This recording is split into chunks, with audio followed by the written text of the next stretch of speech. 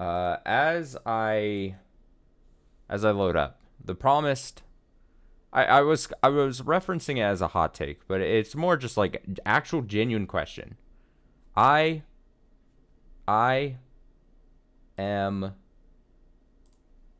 very familiar now at this point in my life, familiar with games and stories that use death as like a plot narrative, a thing to advance plot, a thing to make you feel like, oh, I love these characters, and then like they get killed off, right?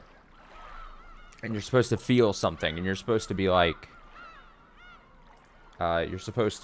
damn, one of my favorite characters is dead. Or, yeah, one of my least favorite characters, they're dead. Like, that's the whole point. That's the whole point you kill off characters, right? Most of the reason. So my question is, and this was a question I was sitting on probably since the last stream of Umineko. The question is, if it is what it seems, I'm only working off the knowledge that I have, is that we have entered, I hesitate to call it straight up time traveling, but for lack of a better term, time traveling or another cycle. If characters get killed off, and then we've entered a new cycle, and they're back, and they may or may not die again, to me, I'm going to assume that it's going to be like not a rotating, but like different characters have different shots of being killed off at different times for each cycle. And I assume, again, I'm assuming that there's further cycles after the second one. I might be wrong about that. Does the fact that characters they come back to life, for lack of a better term, come back to life, they're back alive, they may or may not survive the next cycle or whatever, does that cheapen the deaths that had already previously happened in the first episode?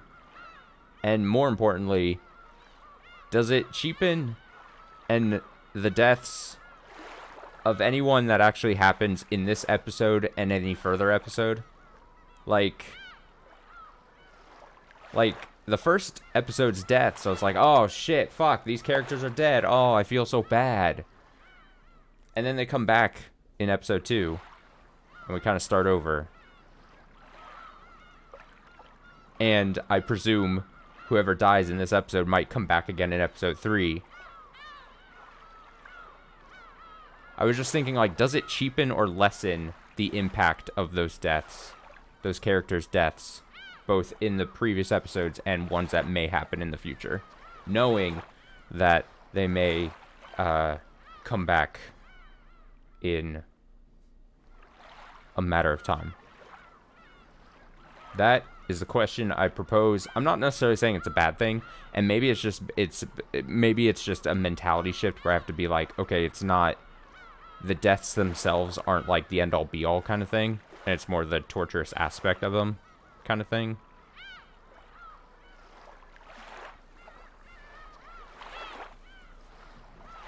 They all can't be shockers, I guess. Like I said, it might have to be like a mentality shift thing on my point, because I'm so used to games where a death is a death and a death is final kind of thing.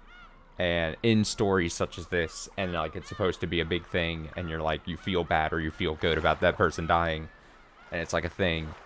But maybe that's just the mentality that I have to get out of, that it's not like...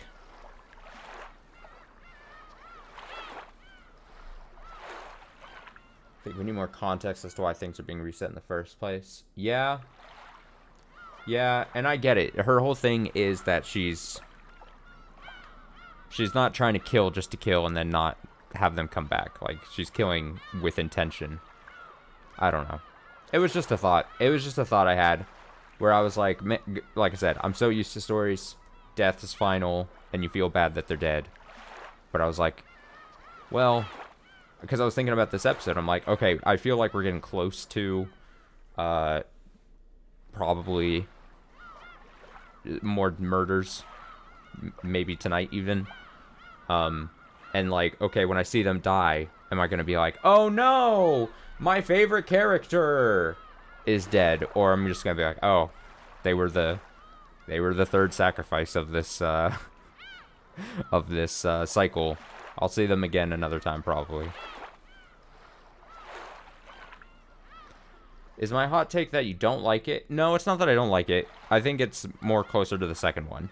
That now knowing that the cycle repeats and they all come back, potentially at the start of the next episode, the deaths feel like they're not impactful. Is just, like, it's just a little story beat, as opposed to like, oh shit, we lost the character. It's now just like, oh, they'll be back. I don't know. I wasn't saying it was a well-formulated take.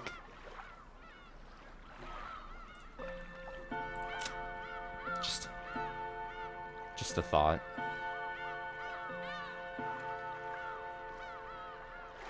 Beto ain't shit. I think I had titled was it the last stream or the stream before that where I was like,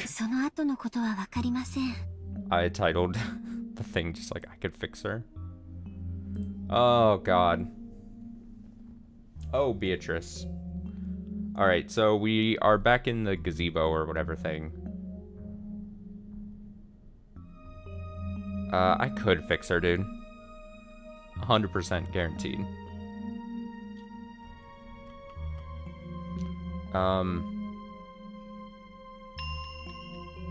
Right now your understanding is flawed, battler. So this was... Oh, this was not Beatrice. This was Maria.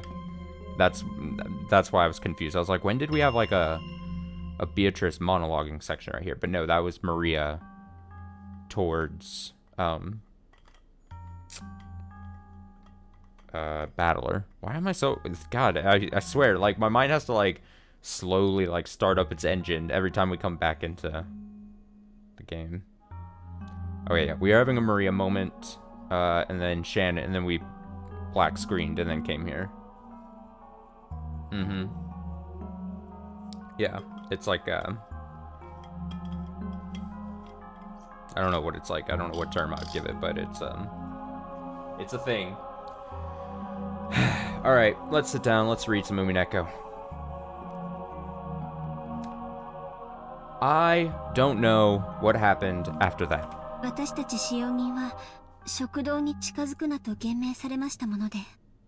We servants were strictly ordered not to approach the dining room.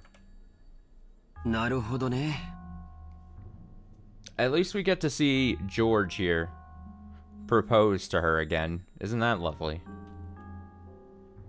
Oh yeah, and then right before... Was it right? No, it wasn't right before this. There was the moment where Shannon stood up to Beatrice, but I think that was 2 times ago, maybe. Timelines and such. George says, I see. So,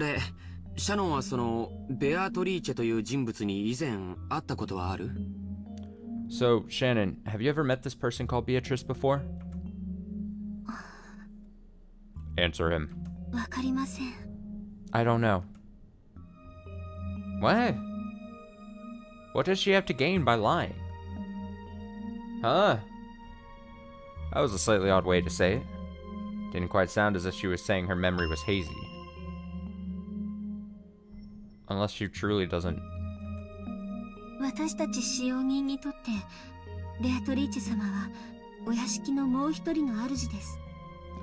For us servants, Beatrice-sama is the second master of this mansion. Some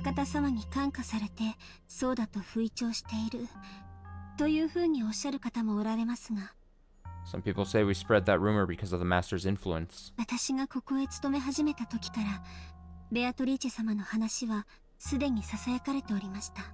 But even when I just started working here, the story of Beatrice-sama was already being whispered of. Oh, another question I meant to ask. How far ahead would you say you are, or are we in line, or are you seeing new content? I'm curious. I'm ahead? Oh boy. Oh boy. Okay, I've heard about it before.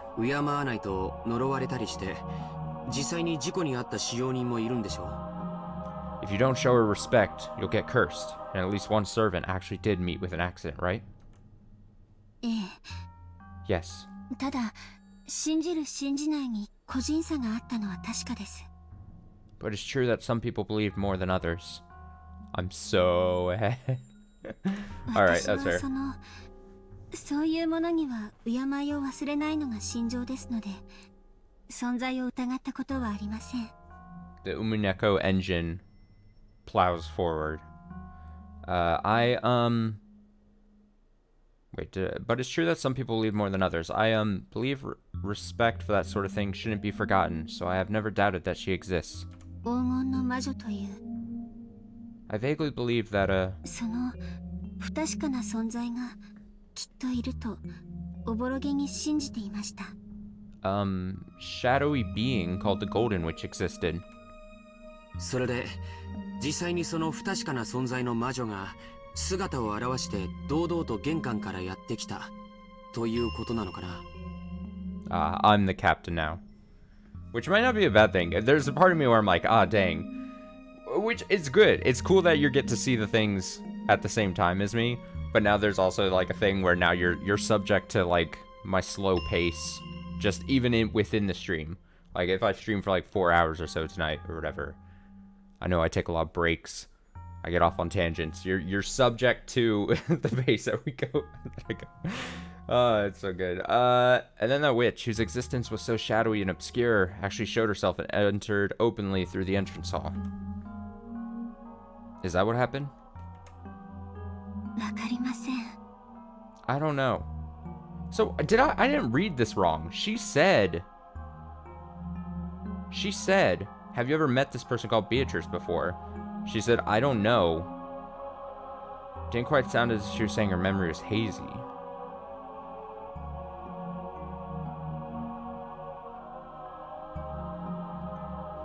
It's weird. I don't know. I don't know if I don't know if it's supposed to be shifty here or I missed something.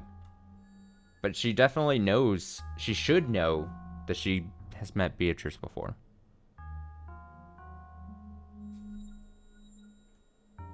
I don't know. She says I don't know again. She doesn't know. I don't know. I don't know anything. Did she have witch powers sap her brain? シャノンは夕食を運んだ時に何か話はした？ Because at first I thought she was like intentionally avoiding saying that she knew Beatrice. Like I thought she was intentionally being obscuring the fact. But when you brought her dinner, did you talk about anything? いえ、何も。 No, nothing. そっか。 I see. Oh, maybe she's obscuring it because she doesn't want to give any hints to George that Beatrice A cleared the way for Shannon to be in a relationship with George, and then B have George know that him proposing to her poses some kind of risk. So she's probably just like, I'm just gonna say that I don't know who Beatrice is. I assume that's what's happening here. I assume she's like, I can't say anything. We can't let George know that by him proposing and me getting my ideal little relationship is gonna cost us our lives, probably. Irresponsible on her part, but whatever. I see. しかし、ご飯を食べる魔女というんじゃ、なんだかリアリティがないね。It's very much that Mariah Carey clip. Still, a witch that eats food somehow doesn't sound so realistic. やっぱり、この島の魔女伝説を知る何者かが、ベアトリーチェの名を語っているだけなんだろうね。Maybe, after all, it's just someone who knows about the witch legend on this island. Someone who's taking on Beatrice's name. シャノンちゃんは、ベアトリーチェを多分、お屋敷の守り神みたいに思って敬ってきた気持ちがあると思うんだよ。I think you've probably come to respect Beatrice and think of her as something like guardian god of the mansion. だから、それを名乗る人物が現れたので、少し動揺しちゃったんじゃないかな。So when a person appeared actually going by that name, maybe you were a little disturbed. そうですね。 That's right. She is not a very convincing liar at all. so bad. She's so bad at lying. きっとそうなんじゃないかと思います。 I guess that must be the case. George was slightly at a loss at what to do about Shannon's downcast appearance. Maybe not just Genji, but even the young servants had been ruthlessly questioned as to whether they knew anything about this Beatrice person. Thinking that, he tried to cheer her up somehow. Surely, just like Maria and Jessica, Shannon was unable to fully hide the agitation caused by the sudden visit of this person calling herself the Golden Witch. He'd been so sure that was the case. But George probably had no way of looking into Shannon's heart. Shannon was bitter and sad. The door to the Golden Land would be opened. The witch had definitely told her that. That meant the demise of everything. Even if she accepted the ring from George, they would never be married now. No, in the first place. Did furniture like her even have the right to be married? Even if the witch hadn't come to signal their demise, wasn't their relationship fated to fail sooner or later? Had she turned her gaze to focus solely on those fun days spent with George, while purposefully closing her eyes to the sad reality?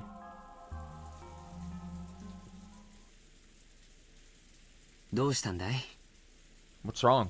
さっきから本当に元気がない。 You really haven't looked well for a while now. ジョージさん、 George-san, 婚約って何でしょうか?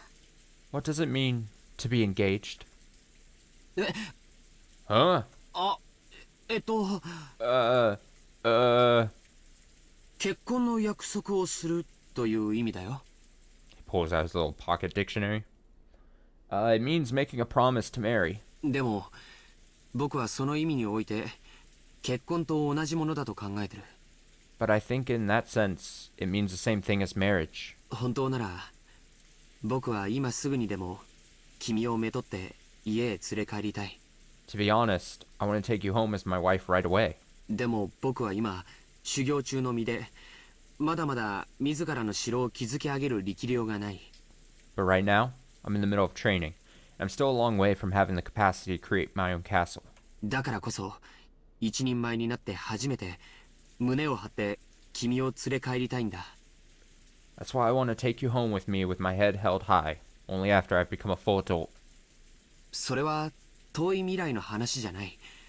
I'm not talking about the distant future. ほんの3年ほどを待ってほしいというだけの話なんだ。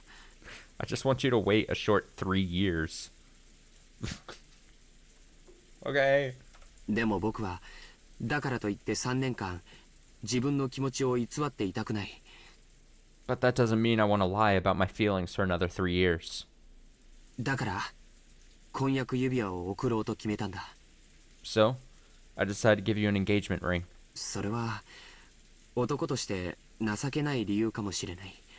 That might be a shameful reason as a man. 妻と仕事を両立できないから待ってほしいなんて理由での婚約なんて情けないものかもしれない。 Maybe it's shameful to get engaged because I want you to wait, since I can't support my work and a wife at the same time. Yet. でも僕は決して君を。 But I will definitely. ありがとうございます。 Thank you very much. ジョージさんにとって婚約指輪が恋人に贈るプレゼントの一つではないということが分かりました。 I understand that to you, George-san, an engagement ring means something different than one of many presents you'd give to a lover. 当然だよ。Of course it's different. 婚約指輪はただのアクセサリーじゃない。 An engagement ring isn't An engagement ring isn't a simple accessory. 尊い約束を指輪の形で残す恋人たちの宣誓なんだ。 It's an oath between lovers, a noble promise left in the form of a ring. Giggle. だとすると、すぐにも結婚するなら不要なものということになりますよね。 So, if we were to get married right away, it'd be completely meaningless, right? その時は婚約指輪じゃない。Then it wouldn't be an engagement ring. 結婚指輪として渡すよ。 I'd give it to you as a wedding ring. どちらにせよ、君に指輪を贈ることに変わりはないのさ。 Either way, I'd still be giving you a ring. この女は俺のものだから誰も手を出すなよっていう売約札みたいなものですね。 So it's a sold sign, Like saying, this woman is mine. Nobody touch her. いや、そんな意味じゃ。No, that's not what I... George knew that he was weak by nature. When he'd been captivated by Shannon and had sworn to become an excellent man, he had also sworn to throw away that weak part of himself. So, even if he had to be blunt about it, he chose to answer a little roughly. He was sure that doing so would bolster and reassure Shannon. Piano just cuts out. いや、その通りかもしれない。No, that may be true. さよ。Sayo, 君を僕の妻にする。 I'll make you my wife. 他の誰にもやらない。 I won't give you to anyone else. 僕だけのものにする。 I'll make you mine alone. だから、誰も手を出すな。 So no one will lay a hand on you. そういう指輪だよ。 That's what this ring is. 間違いない。 Without a doubt. ありがとう Man, ございます。 George, so romantic. Thank you very much, George-san. 本当に嬉しいです。 I'm truly happy. Then, George-san. If it was decided by fate that this engagement ring, that this promise could never be fulfilled, would you still give it to me? Shannon tried to ask that, but she swallowed her words. Because George had already spoken the answer. George had said it. He had said that to him, an engagement ring was infinitely similar to a wedding ring. Therefore, accepting George's ring had a significance far more sacred than a promise to marry. だから、 So, 僕はあえてこれを婚約指輪と呼ぶのをやめにする。 I'll stop calling this an engagement ring. 今からこれは婚約じゃない。 From now on, this isn't an engagement ring. 結婚指 Or 輪 an だ。 engagement. It's a wedding. From now on, this isn't an engagement, it's a wedding ring. Whatever. いいのでしょうか。 Is that really okay? 神様の祝福もなく私たちが結ばれたことを勝手に宣言してもいいのでしょうか。 Is it okay to, just proclaim that we're married without even God's blessing? Shannon, you and I both know where we're going, there's no God. There's no God to save us. It doesn't matter. You know it's ending. This, we're done. We're fucked. Yeah. 神様も父さんも母さんも全て事後報告で十分さ。 It's enough to tell God, Father, and Mother about it afterwards. 僕たちが二人は結ばれたと一方的に宣言する。 We'll tell them all that we've been married. それは誰にも覆せない。 No one will be able to undo it. ジョージさん。 George-san, 僕は一時の感情で言ってるんじゃない。 I'm not saying this because of a momentary emotion. 今だけの君を見て言ってるんじゃない。 I'm not just looking at how you are now. 明日の君も明後日の君も I'm looking at the you of tomorrow, of the next day. それこそ未来の老後の君すらも見据えて言っている。 I'm even gazing at you as you'll be in old age, in the future, as I say this. いつもジョージさんが話していることですよね。 You're always talking about that, George-san. 元気な子供や孫たちに囲まれてゆっくりとした老後を過ごしたいって。 About how you want to enjoy your old age slowly, or surrounded by healthy children and grandchildren. Yeah. その時僕の隣には年老いた君がいる。 At that time, an older you will be beside me. それを僕は予言するよ。 That is what I expect. No, what I foresee. Yes, 必ずその日は訪れるから。 because that day will surely come. 必ず Will it 訪れますか。 surely come? 信じてもいいですか。 Wait, what is she? She was saying something, but it was just a bunch of ellipses. Yes, 必ず surely. Oh, George, you can't promise that. 絶対 No, definitely. それを言葉でない形で証明するのがこ And の this, 指輪なんだよ。And this ring proves it without words. 見せて Please, ください。 show me. え Huh? あ Uh, あ uh, あ uh. これさ You got it. Terrible noises. Here it is. George, thinking he was being told to show her the ring, hurriedly took out the ring box. Even though he had practiced so much, he hadn't been able to do it cool. Whoa, Oh god, this is like true ass visual novel. You got into a relationship with someone, you unlocked the relationship path, and then they just blow up in like high detailed art on the page. But Shannon wasn't looking at that. In her straight and direct gaze were vague tears and a smile. She focused her eyes on George's eyes. No, on something she could see beyond his eyes. 私に Please, その未来を show me 見せてください。 that future. あ Yeah, 見せるよ I'll show you. 必ず Surely, 約束する I promise it. 老後までじゃない And not just until old age, 死んだ後も after we die too. 僕らは魂になってもずっと一緒にいる Even when we become spirits, we'll always be together. Shannon wiped away her tears and took the ring box. Inside was a diamond ring worthy of blessing the two of them. George said the line that he practiced over and over again inside his head. その指輪を好きな指にはめてそれを返事にしてほしいんだ I want you to put this ring on, whatever finger you like, and have that be your answer. つまり明日の朝までに So by tomorrow morning. Oh, we're back. Shannon smiled, took the ring. Oh, we have the ring. Enhance. And with a completely natural movement, put it on the ring finger of her left hand. It really had looked like such a natural, ordinary movement. And for a while, George was stunned. I don't know.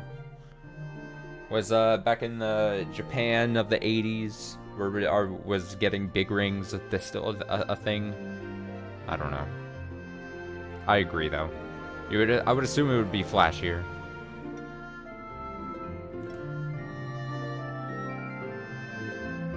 これが私のお返事です。 This is my answer, ジョージさん。 George-san. シャノン Shannon! いや No, さよ Sayo. 魂になっても Even when we become spirits, ずっ we'll always, とずっ always と一緒です。 be together, ジョージさん。 George-san. There was no blessing from God, no pastor to witness, nothing. But the two who were married proclaimed it. Two souls were joined here today. I hope they enjoy it while it lasts. Because you know Beatrice is not... she's not having this. Oh, do I need to press a button? Oh.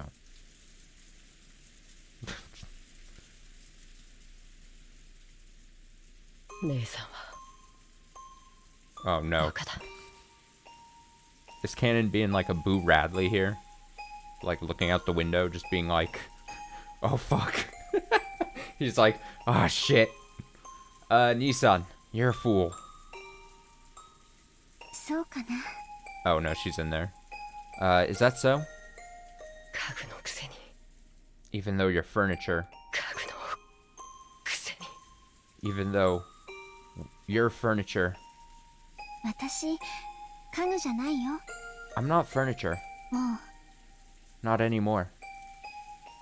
嘘だ Liar? どうして自分を騙すんだよ Why are you fooling yourself? 人間になんか絶対になれないって知ってるくせに Even though you know you can never become human. 黄金鏡へ行かなきゃ人間になれないって知ってるくせに Even though you know you can't become human unless you go to the Golden Land. なのにどうして黄金鏡へ生きる約束を自分で保護に Knowing that, why did you abandon the promise that would let you go there? そっか。 Oh, right. 指輪を受け取ったらベアトリーチェ様との約束がなかったことになっちゃうんだったね。 By accepting the ring, that promise with Beatrice-sama comes to nothing, doesn't it? ごめんね。 Giggle. I'm sorry. あとは僕も姉さんもジョージ様も親方様もみんな条件は同じだ From now on, I, you, George-sama, the master, and everyone else, are under the same conditions. 13人が生贄にされる 13 people will be sacrificed. 5人しか黄金鏡に招かれない Only 5 people will be invited to the Golden Land. その一石を And 自 you? 分で Oh, and you?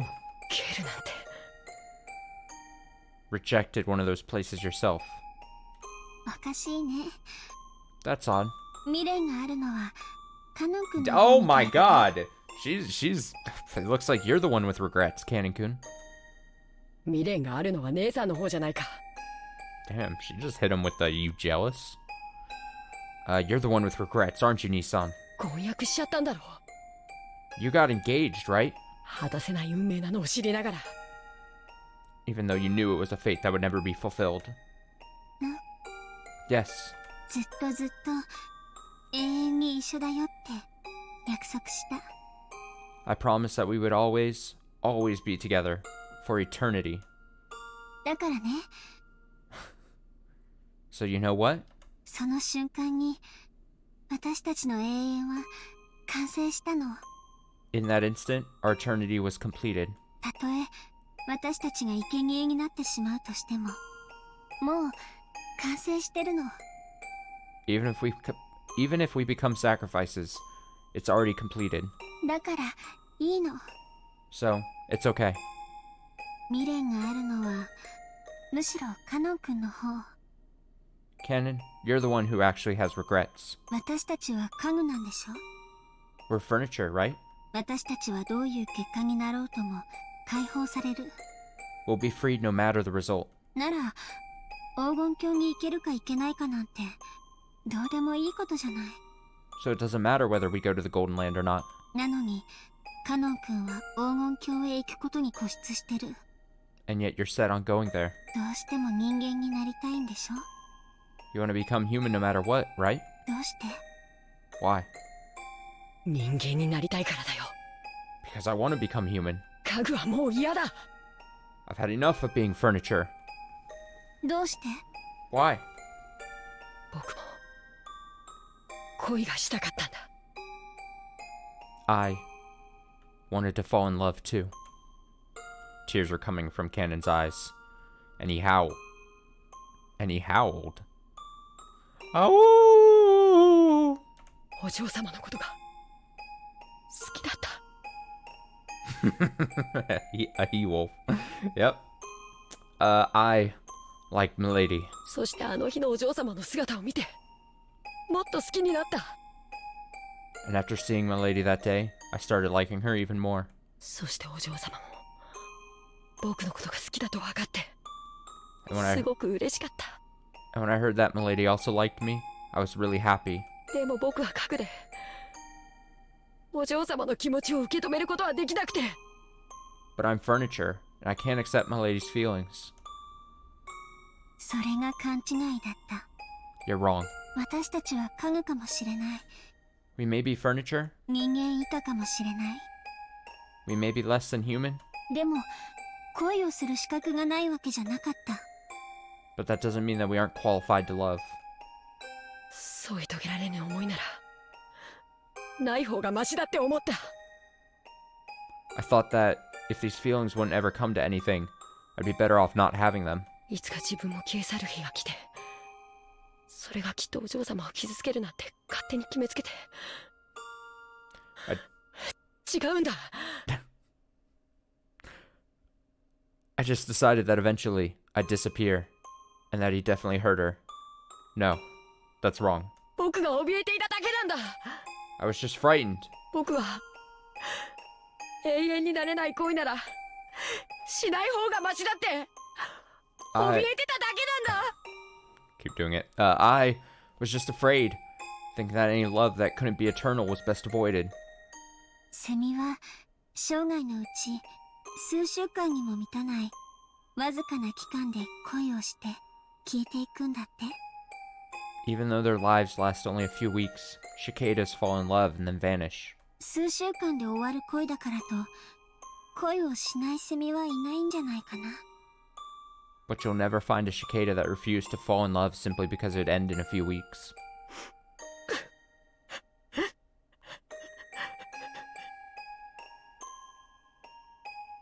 Oh, sniffle, sniffle. Ugh!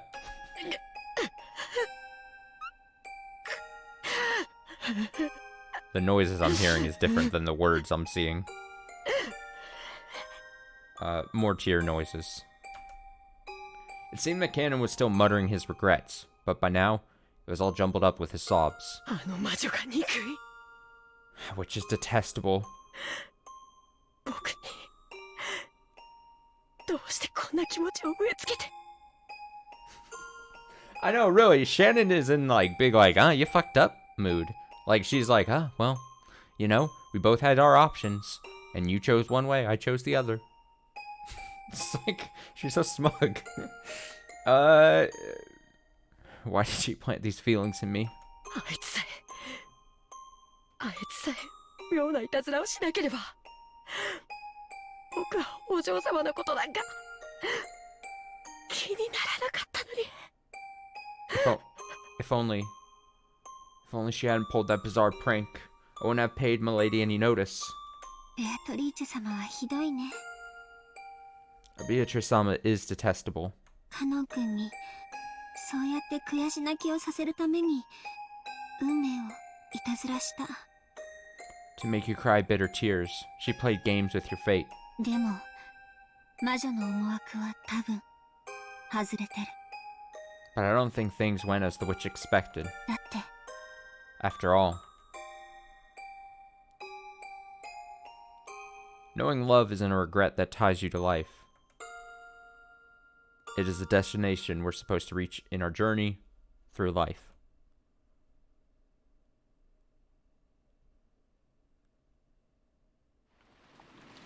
Okay.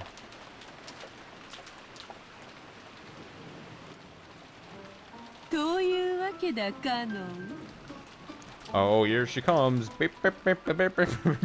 Here she comes to do some shit. Well now, Cannon. せっかくの約束はこれで水泡だな。 That promise you worked so hard for has now come to nothing.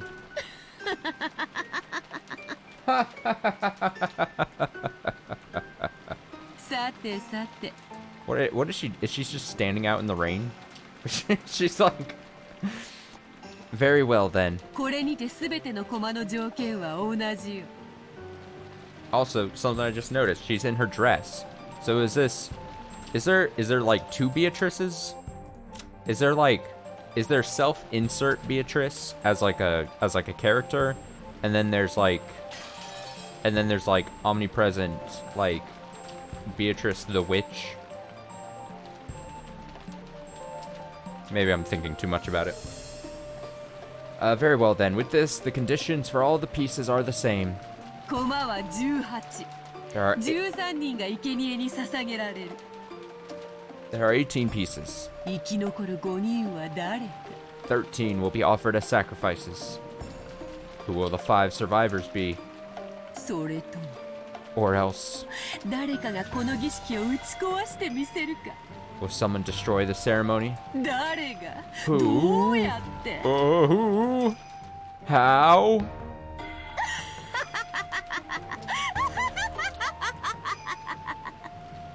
Foo ha ha ha ha ha ha ha ha. これはチェスプロブレムではない。 This isn't a chess problem. 対等なゲームだ。 It's a game on an equal footing. わらわだけが一方的に詰めるわけではない。 I won't be cornering you one-sidedly. そなたはわらわの爪から懸命に逃れ続け、引き分け無効試合に持ち込むことができる。 Yeah, this track is really good. This is a good one. You'll be able to frantically escape my advances and force a tie, an invalid match. まあせいぜいそなたにできるのはそれを延々と繰り返すのが関の山よ。 At any rate, I doubt you can manage more than repeating that over and over. そしておそらくそれはそなたにとってそう難しいことではあるまい。 And it probably won't be that difficult for you. しかしそなたは永遠に続く無効試合にやがて精神をすり減らし、やがては精神を殺す。 However, this invalid match will continue forever, till it eventually wears down your mind and kills it. その時にこそ敗北を受け入れ、わらわに屈服することになるであろう。 That is when you'll accept your defeat and surrender to me. 対等なゲームといった理由、 There's a reason I said it was a game on an equal footing. それはわらわにも敗北の条件を設けてあることだ。 That's because rules for my loss have also been established. 負けのないゲームほど退屈なものはないのでな。 There's nothing as boring as a game you can't lose, right? わらわを任す方法、 As for how to defeat me, それはわらわの肖像画に捧げられた that あ would の be 碑文よ。 that would be the epitaph that stands as an offering to my portrait. あれこそは黄金鏡の扉の開き方にして同時に儀式を打ち破る鍵でもある。 It's both the way to open the door to the Golden Land and the key to destroying my ceremony. わらわは碑文に従い儀式を完遂する。 I'll try to complete the ceremony in accordance with the epitaph. そなたは碑文の謎を解き、儀式を打ち破り、わらわを滅ぼす。 You'll try to solve the riddle of the epitaph, destroy the ceremony, and overthrow me. 碑文に隠された謎を解き、わらわが金蔵に値し莫大なる黄金のありかを暴いてみせよ。 Solve the riddle hidden in the epitaph and expose the location of the vast sum of gold I gave Kinzo. こたびのゲームはどういう結末を見せるのやら。 What result will this game show us? 健闘を期待するぞ。 I'm expecting a good fight, okay? わらわを楽しませてみせろよ。後ろ宮バトラー Entertain me, Shiromiya Battler! Battler! Whoa, where are we? What? Oh. She's come to confess her sins. Or something. 異論はない。 I have no objections. 私と夏日は認める。 Is there a whole ass church in this mansion? Oh, this mansion has everything. Natsui and I acknowledge it. Gah. 信じられないし、信じたくないけれど、 I can't believe it, and I don't want to. それが But 現 this, 実なのね。 but this is the truth, isn't it? 夏日、 Natsui, 言葉を少し選びなさい。 choose your words more carefully. 彼女は当家の最高の賓客なのだ。 She's this family's most honored guest. わしらも認める。 I also acknowledge it. グーの音も出えへん。 Can't argue back. へえ、 Yes. 認めるわ。 I acknowledge it. 一遍の文句もない。 I have absolutely no complaints. まさか本当に I can't believe you actually... 素直にあなたに尊敬の念を覚えるわ。 You have my honest respect. 私もよ。 Me too. すごいわ。 Incredible. 純粋に尊敬する。 I genuinely respect you. だから認めざるを得ないわ。 So I have to acknowledge it. 俺も認めるぜ。I acknowledge it too. 未だに信じられね I still can't believe it. え。だが、どうしようね。Still, what can I do? 悪魔を証明しちまった。 You've proven devils. あんたの勝ちだ。 It's your victory. Ha ha ha ha ha ha. 悪魔の証明はそなたが好む証明不能への便利な言い訳だったが、あだになったようだな。 The devil's proof was a convenient excuse you liked using to handle unprovable matters, and now it's become your mortal enemy, has it not? いじめるなよ、魔女様。 Don't torture me, mighty witch. 俺はもうあんたを認めてるぜ。 I've already acknowledged you. 降参だ。 I resign. キリエ、 Kyrie, まだ異論があるか？ do you still have objections? わらわは全員一致しか好まぬ。 I must have everyone in agreement. お前一人がわらわの存在を認めぬならば、 If you alone will not acknowledge my existence. As the witch laughed boldly, the siblings started getting frantic. They were afraid of displeasing the witch. Kyrie lightly closed her eyes, and after keeping silent for a while, opened her mouth. ごめんなさい。 My apologies. 降参よ。 I resign. Only Kyrie had faced the witch with stern eyes until the end. However, this had only resulted in her refusing to accept the truth for a short time. The truth, the being that was before her eyes, couldn't be denied. Devils had already been proven. 私も認めるわ。 I also acknowledge it. あなたはベアトリーチェ、 You are Beatrice, 後ろ宮家の顧問錬金術師、 the Ishiromiya family alchemist, そして偉大なる魔法の使い手、 and a user of great magic. 魔女であることを認めざるを得ない。 I must acknowledge the fact that you are a witch. Lightning, lightning, thunder, crackle.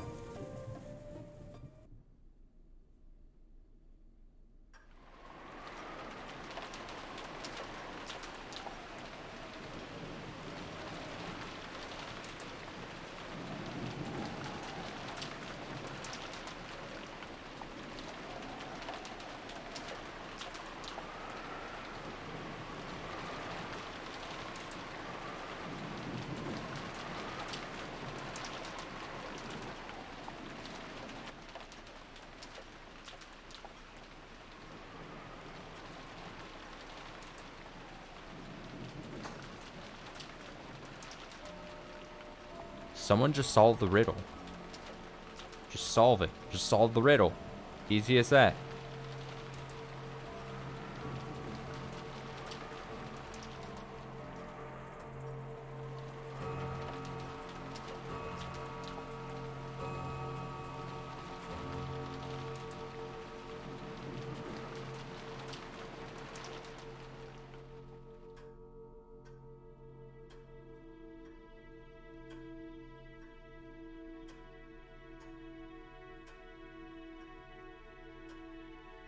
Hello.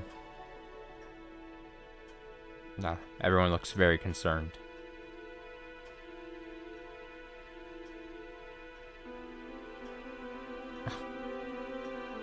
Goda, smiling. The stage seems to be set.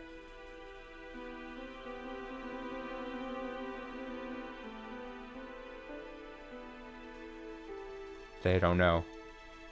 Do they know? Most of them are about to die soon?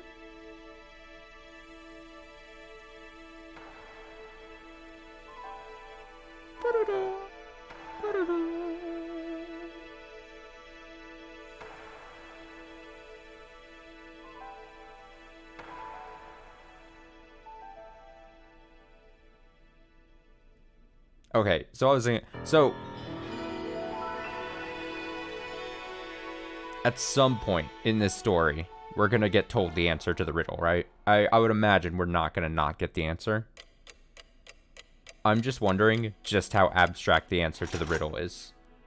I'm like dying inside to know just how abstract of an answer it is. Or if it's like something super simple.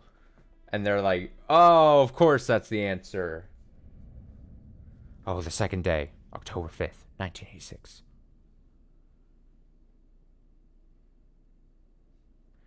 If I'm thinking about a different set of death traps in episode 1, to make any guesses about deaths? Wait, what do you mean if I'm thinking about different set of death? Oh, did I just imagine the word traps? I read the comment and read like traps like twice. And I was like, what do you mean traps? If I'm thinking about a different set of deaths than episode 1, would I like to make any guesses about deaths?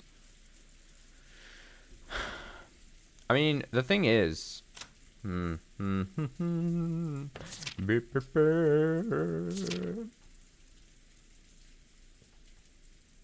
problem is... Unless I'm dumb, which is always a possibility, only the second Twilight deaths are like the most easiest to like has the biggest hint to them. And I mean, if Shannon and George avoid these deaths here, then just give them the MVP award. I don't know how they would dodge that. I think it would, I mean, let's see. So what, 5 move on to the goal line? So it would probably be easier to just pick 5 that I think will go on. 5 that don't die.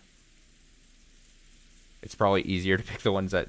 So then, if I had to pick 5, to me, I think Battler has main character armor, so I don't think he would die. Maria, she doesn't die because she's Maria. And so if then I pick 3 more... The thing is, in the first episode, we had basically a bunch of the kids that left, right?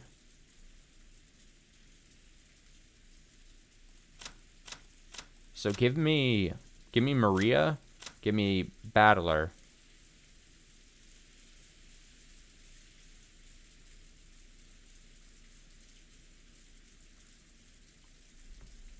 Five from episode 1 would be the 4 kids plus Natsui, which died on the 9th from Duel. I would say give me Battler, give me Maria, give me Kairi. Give me...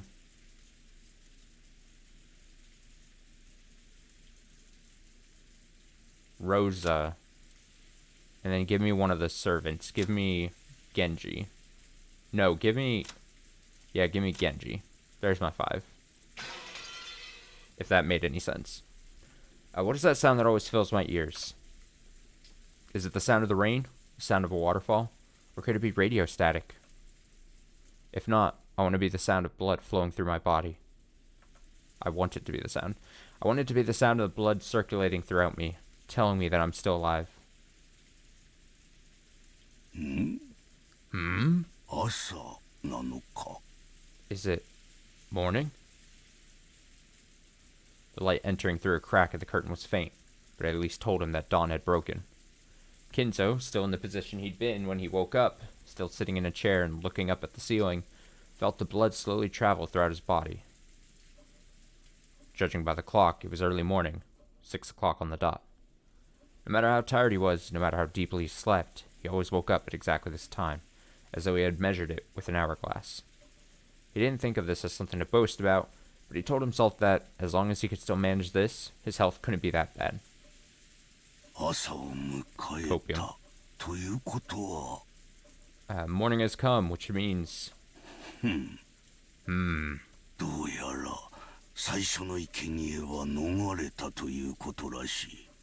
would appear I've avoided becoming one of the first sacrifices. Okay, so I was going to ask. I didn't remember exactly when in episode 1. I was trying to remember when it was that the first group died. And I guess it was, based on this sentence, like over the night of the first night. So in theory, possibly the first 6 or whatever had already died now. And it's not Kinzo.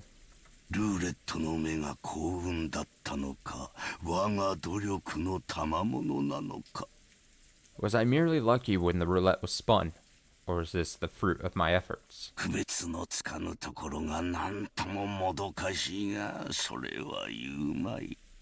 How irritating that I cannot tell the difference, but I mustn't be bothered by such trivialities. Kinzo was struck by a faint desire to see beyond the study door. No, don't open the door. After all, he might find the traces of someone's vain struggle to break through the door. Game advanced from midnight to 6 a.m. in episode 1, just like it did now. Okay. Okay. Assign to someone to try to select him as one of the first 6 sacrifices. 人間とは安っぽい生き物だな。 Humans are cheap creatures. 人事を尽くして天命を待ちながら幸運を得られた時にはそれが単なる幸運ではなく己の技量によるものだったとうぬぼれたくもなる。 Even though everything is ultimately decided by God, when humans are given good fortune, they arrogantly feel it was due to their own ability. That was why he wanted to check whether there was a wretched mark on the door. The very desire was human. And that was why Kinzo did not check. He often rejected desires that came to him because he was human. By doing that, he could be immersed in a feeling of sufficiency, as though he himself had become a being that surpassed humans. Bruh. He recognized human desires for what they were, and guarded against them. Things that a human would want to do, he resisted. This eccentricity and rebellious nature had surely given him a rare genius, making it possible for him to succeed in his exploits as he revived the Ishiromiya family in a single generation. さて、ベアトリーチ。 Well then, Beatrice. お前が取った6つの駒は何なのか。 What were the 6 pieces you took? そして次なる手はどう来るのか。 And what will your next move be? 楽しませてもらうぞ。 Entertain me. 私の守りは完璧だ。 My defense is perfect. 前回のような無様はさらさぬぞ。 I will not shame myself like last time. Huh. Wait, he will not shame himself like last time?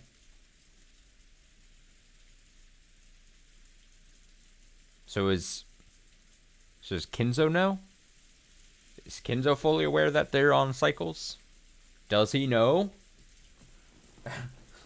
Big old throw up the does he know? I should have prepped that on OBS here. Oh well. I don't. Heh heh heh. I need something just in the corner here to pop up like a does he know? I could do that. I'll get that up ready for next time if I remember. The servants woke early. They had to open the curtains, prepare breakfast, and complete various other tasks to welcome guests to a new day. I mean, fuck. Like, let me see. If I do this, do that.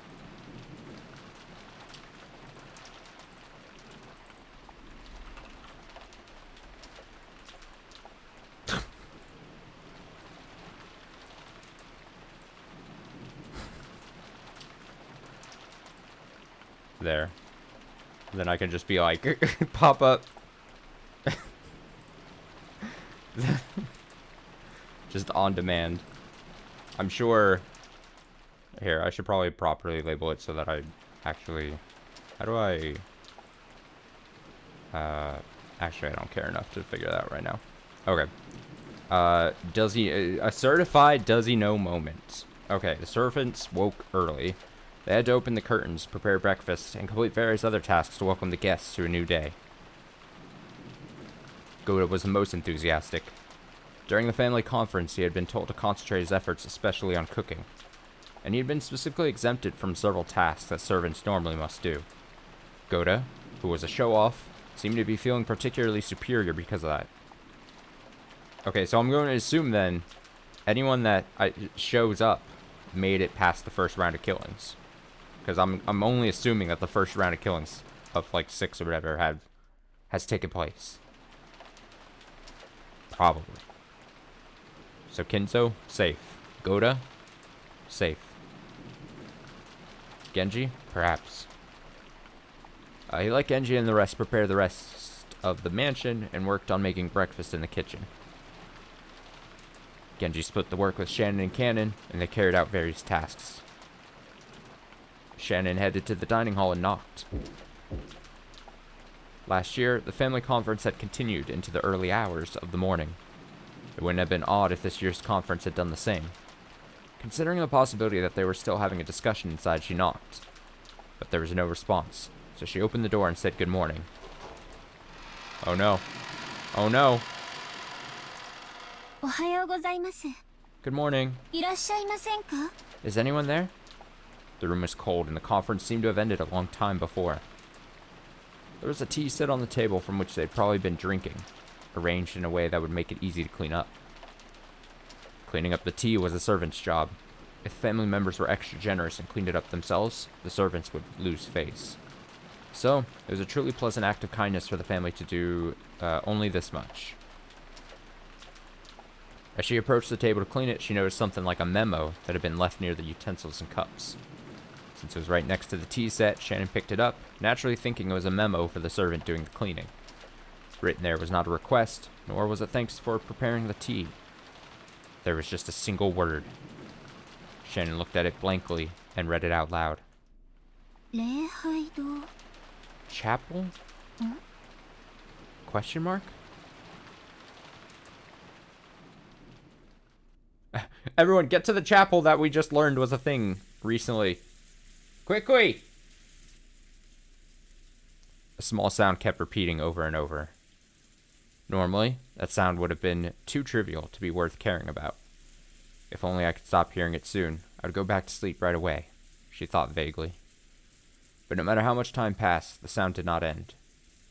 It repeated over and over. Ah, shut up. Who is it?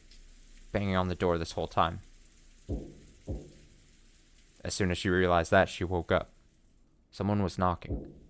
Then, she noticed that it wasn't just a knock, but a voice as well. Rosa-sama. Rosa-sama. Rosa-sama. Rosa-sama. おはようございます。 Good morning. 待って、 Wait, 今行きます。 I'm coming now. It had been Genji's voice. Looking at the clock, it wasn't even 7 o'clock yet. It was clearly too early to wake the guests. Did something happen that was bad enough to cause this?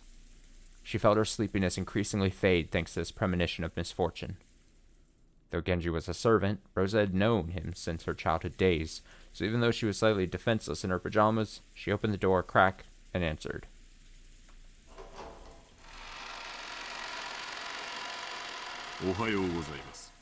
Good morning. 早朝から申し訳ございません。 I apologize for waking you this early. 何かあったの？ Did something happen? はい、 Yes. 実は Oh, fuck. Oh, fuck.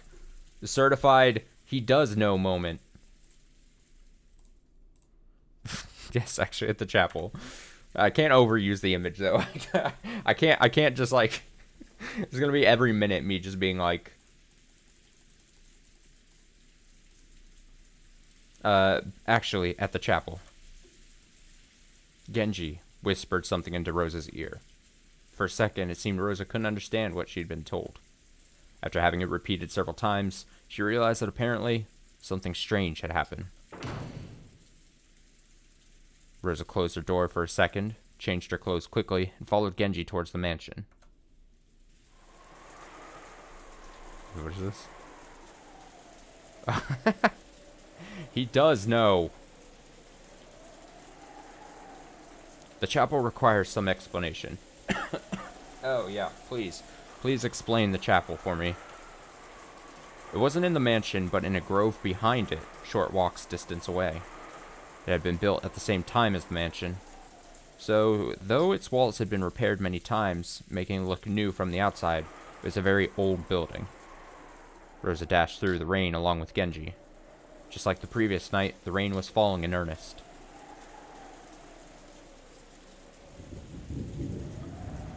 Eventually, a chapel came into sight from beyond a thin grove. Just looking at it from the outside, it seemed a place of dazzling beauty, where a pair of young lovers might want to get married. However, Kinzo apparently viewed it as a very sacred place, so Rosa and her siblings had been given strict instructions not to approach it unnecessarily. Even though they were all grown up now, approaching the chapel for any reason would still make them feel guilty, and also afraid, as if their father might get angry and hit them in the face. The servant silhouettes could be seen in front of the chapel's entrance. Goda, Shannon, and cannon. Which meant that all the servants on the morning shift had gathered. A short while ago, Genji had spoken to Rosa, telling her what the situation was. However, without laying eyes on it directly, she definitely hadn't been able to understand. It was probably the same for all the servants gathered here as well. Without seeing it with their own eyes, they wouldn't have been able to understand what was going on.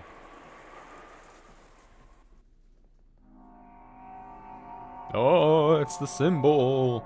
On the door at the entrance to the chapel was something very large, drawn with a creepy, stringy paint that made one think of blood. Something like a creepy magic circle.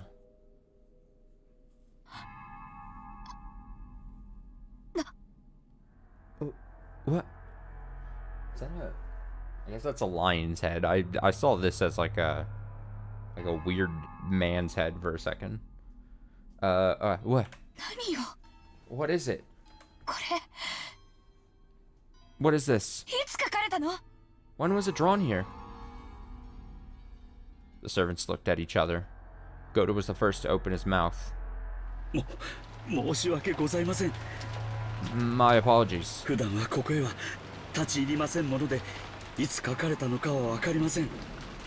don't usually enter this building, so we don't know when it was made.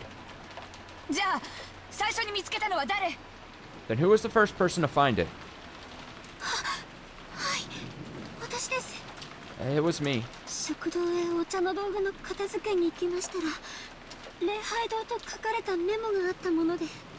When I went to the dining hall to clean up the tea set, I found a memo with chapel written on it.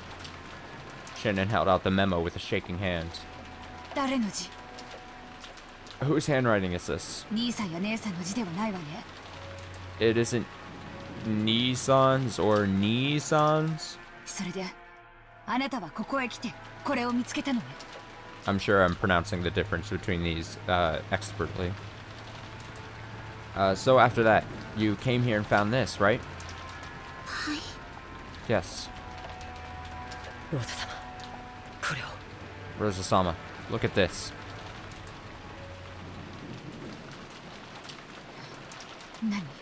What? Happy Halloween. Happy Halloween. For...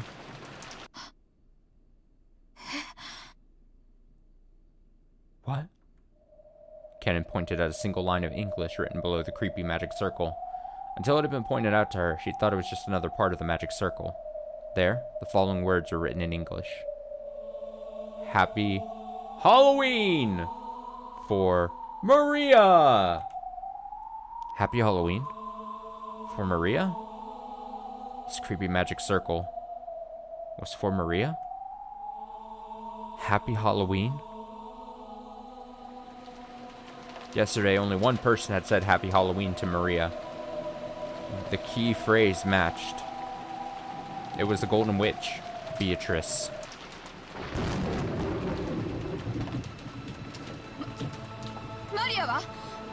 What about Maria? She should be sleeping with her cousins, right? Did you check? My apologies.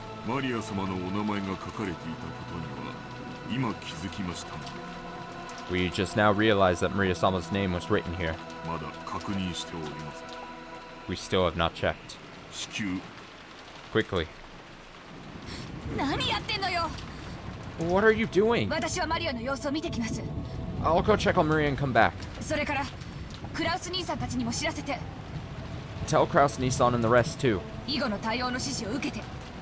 After that, follow their instructions. After saying that much, Rosa finally noticed that something was odd. Her own rank in this family conference was the lowest of the 4 siblings. Why had she been the only one called during an abnormal situation like this, and the other siblings hadn't been? Oh, I wonder. Do I know? Even if Maria's name had popped up. Could it be? Huh? What? Yes. We tried to contact Kraus-sama, お姿が見当たらず。 but we couldn't find him. 奥様もお部屋におられません。 And Madam was not in her room. シーツの様子からすると、昨夜はベッドに戻られていないのかもしれません。 I think I'd said this in the first episode too, but Jesus fucking Christ, just open the door and your answers might be inside! Judging by the condition of the sheets, she might not have returned to her bed at all last night. Rose felt something creepy crawling slowly up her back. 礼拝堂の中確認して。 Did you check inside the chapel? いえ、まだです。 No, not yet. 確認しようとはしたのですが。 We tried, but... 実は Oh. 礼拝堂の鍵 Oh, は that's the 特別 reason. マスターキーに対応しておりません。 They need a MacGuffin of sorts. Actually, the lock to the chapel is special, so the master key will not work. 一本だけある鍵でしか開けられないのです。 There's a その single... 鍵 Oh. はキーボックスから紛失しているのです。 You can barely hear Genji over the rain. There's a single key that can open it, but that key is missing from the key box. She didn't want to get closer to the door with the creepy magic circle if she could. Rosa readied herself and approached, then tried pushing and pulling the knob. All she felt was the resistance of the sturdy lock. 入れる窓などがないか探してはみたのですが。 Yeah, I was literally just about to say, smash a window, Jesus. We searched to see if there was a window we could enter through, but もし中を確認するのでしたら、窓を破らなければならないかと思います。 I think we'd have to break one of the windows if we wanted to check inside. いかがいたしましょう。 What do you think? そんな許可、私に出せるわけがないわ。 There's no way I can give you approval to do something like that. お父様の大切な礼拝堂なのよ。そんなことできないわよ。 This is Father's precious chapel!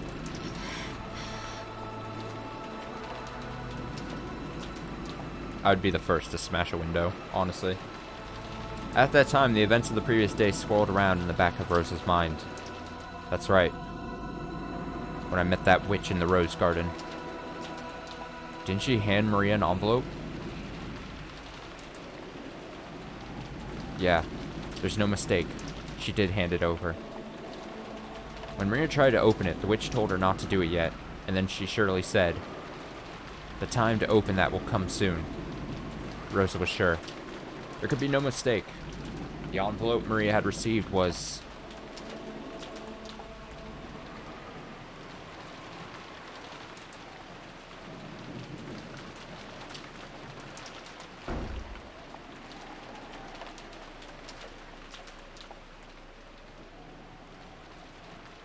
After dashing back to the guest house, Rosa approached the cousin's room while hiding her footsteps, softly opened the door, and peered inside. From the inside, she could hear the healthy snores typical of young people. There were 4 children, and Maria was there, sleeping soundly. After breathing a sigh of relief, she entered the room with quiet footsteps. She was after Maria's handbag, which was resting on the sofa. Maria always liked carrying her treasures around with her. She was probably emulating how her mother always carried her makeup with her. Of course, she was just imitating her mother, so everything on the inside was junk. Alright. In Maria's case, it was full of small, creepy occult items, notebooks describing things of that nature, and so on. Rosa had never been happy to see her daughter walking around with things like that, which weren't girlish at all. However, trying to force Maria to stop had resulted in a big fight, so she decided to let it be.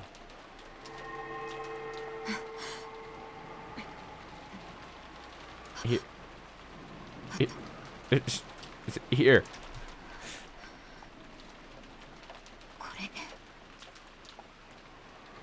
This is it. A Western envelope with the crest of the gold eagle. When she took it out of the bag, she realized there was a heavy, vaguely cylindrical object inside. She could tell by its feel and its weight. There was no doubt. This was a key. After turning around and checking that Maria was still sound asleep, Rosa tore open the envelope, and the contents spilled out into her palm. It was a key with an old and intricate design.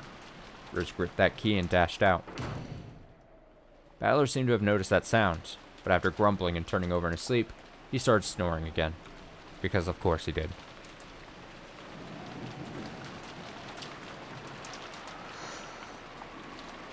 Genji-san, Genji-san. この鍵、ひょっとして礼拝堂の鍵ということは。 Could this key be the key to the chapel? これ Where をどこで where did you はいこれが礼拝堂の鍵です Yes, this is the key to the chapel. Rosa approached the creepy magic circle once again and put the key in the keyhole. There was a strong resistance. After it resisted for a short while, it stopped resisting with a clunk. Then squeaking, with a noise that hurt one's ears, it slowly began to open.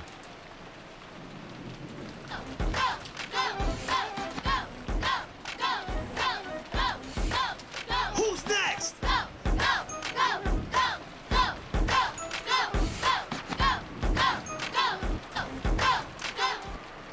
Sorry. I it opened. Who's next? 誰か Oh, stupid. Is anyone there? I forgot that I had that video still queued up from like ages ago for something else. No, I've had that video. I've had that video in OBS. I have so many random ass videos in like loaded into OBS. Like I just like Take I don't- a closer look at that snow. I have like it's just because I use them probably at some point, and then I'm just like they just stay there because I'm too lazy to like take them out.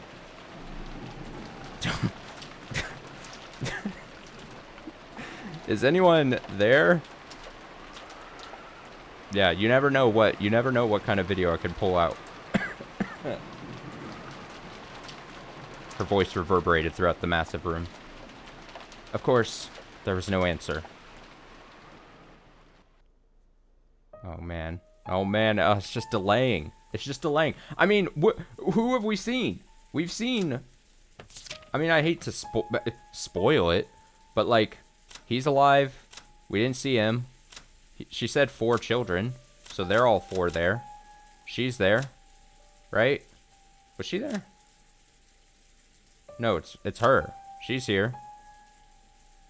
So 6 people. 1, 2, 3, 4, 5,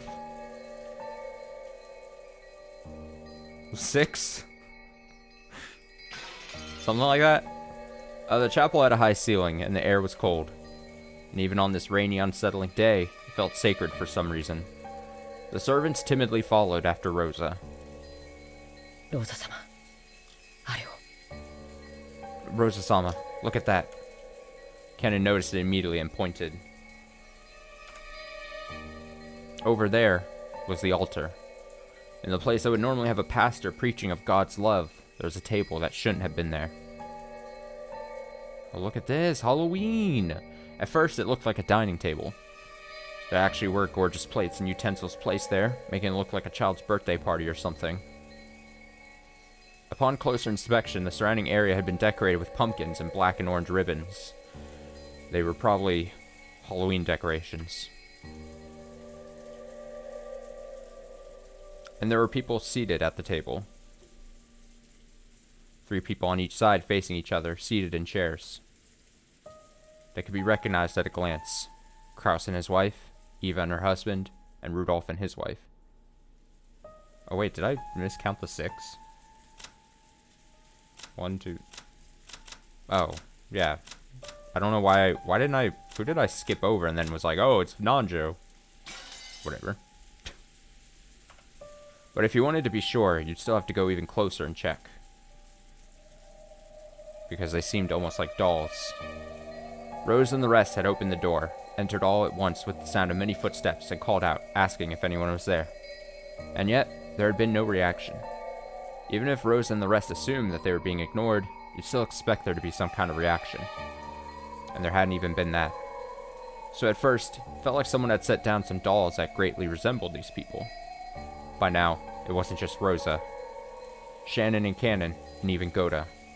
They were all fighting frantically with the creepy emotion that grasped their hearts. 兄さん Nisan. 姉さん Nesan. As she walked towards the altar, she called out again, but there was still no reaction. Yes, by now, Riza was sure of it. She was sure these weren't dolls. But the people themselves? これは This is... They grew close enough to see clearly what lay on the table. It still looked like an adorable banquet reminiscent of a child's birthday party. Plates piled up with sweets, cute pitchers with drinks, all kinds of pumpkin-shaped ornaments. They were all decorated in a Halloween style, and while this probably wasn't the time to be thinking it, Maria would surely have been delighted to see all this. I mean, at the very least, this is giving us more presentation than the first set of killings in the first episode, where it was just like in a warehouse. Like, at least this is, you know, a chapel setting. You got a nice little Halloween spread. It's like it's a more artistic killing. That was the state of the table they sat in front of, apparently asleep. It was an eerie scene, as though a small, fun-looking Halloween party had been stopped in time. 兄さんたち They're all 寝てるの sleeping? As she approached even closer to them, she realized that there were snacks scattered all over the floor. Candies, cookies, soda, and chocolates, all heavily fantasy-themed packaging. They were all scattered across a carpet covered with blackberry and cranberry jam. Oh, a jump scare!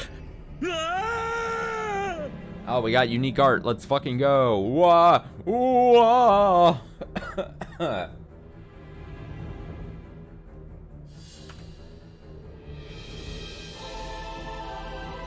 Why the hell did Goda back here get eyes and then they didn't? Am I seeing this right?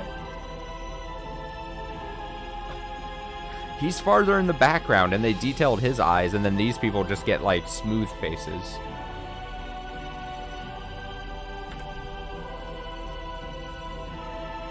Rosa and the rest finally realized what the situation was. It was a Halloween party. A Halloween party to die for. Ba-na-na. A banquet for those not of this world. Kraus, Natsui, Eva, Hideyoshi, Rudolph, and Kairi were seated in chairs, apparently asleep, but all dead. And it was hard to hear, but we got the noise.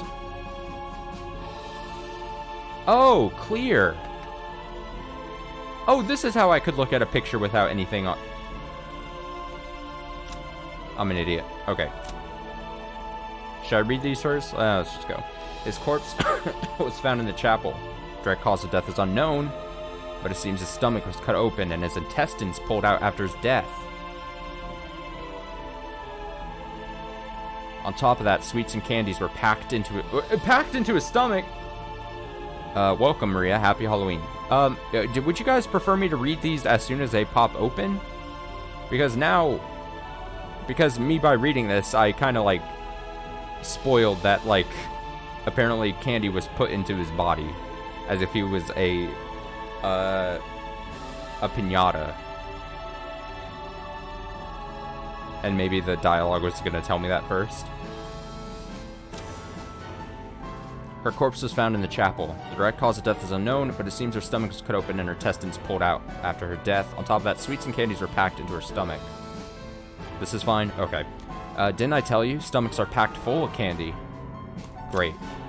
Her corpse was found in the chapel. The direct cause of death is unknown. I think all of these might say the same thing. Everyone has a stomach filled with sweet dreams.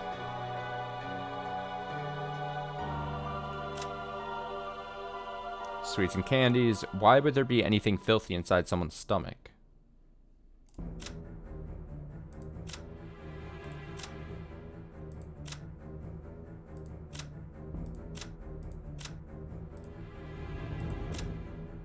I'm noticing like like here, they didn't stuff the word here. but on this, they put into on this line. It's kind of weird that it does that, yeah? I don't know. This is why we want to be as sweet and as innocent as candy. And then, and so, I give you the land of dreams. Happy Halloween. Kairi, no! Man, we never get Kairi for long. We just never get her for long. It's just, she's always gone immediately. How could you tell that they were dead and not simply sleeping? That was because they'd been vertically sliced open. From their chests to their stomachs.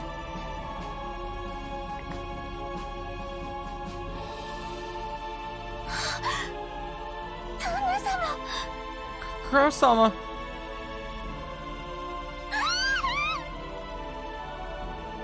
Hi.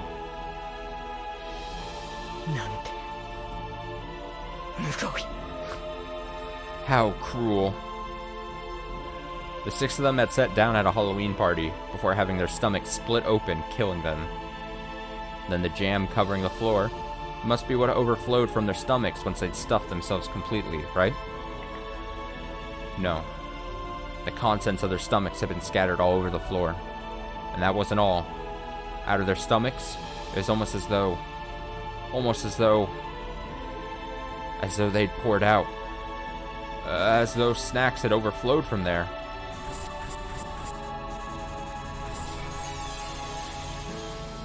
Okay, these sound effects. Oh, they really unleashed the sound effects budget here. Candies and cookies, soda and chocolates had poured out, stained with blood, and had scattered across the floor. What could have happened to cause this? It's almost as though their stomachs were stuffed full to bursting with sweets.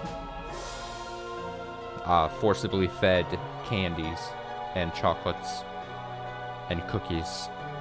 And it all poured out when their stomachs split open. Bloody candy. Rosa remembered a certain shocking meal, a turkey that had been served at her own birthday. When it had been cut open with a knife, out flowed one of her favorite foods. But since she hadn't been told what was inside, the deep, deep red ketchup omelet rice poured out like bloody maggots. Oh, pulsing. Dripping. Slimy. Pulpy. Squelching.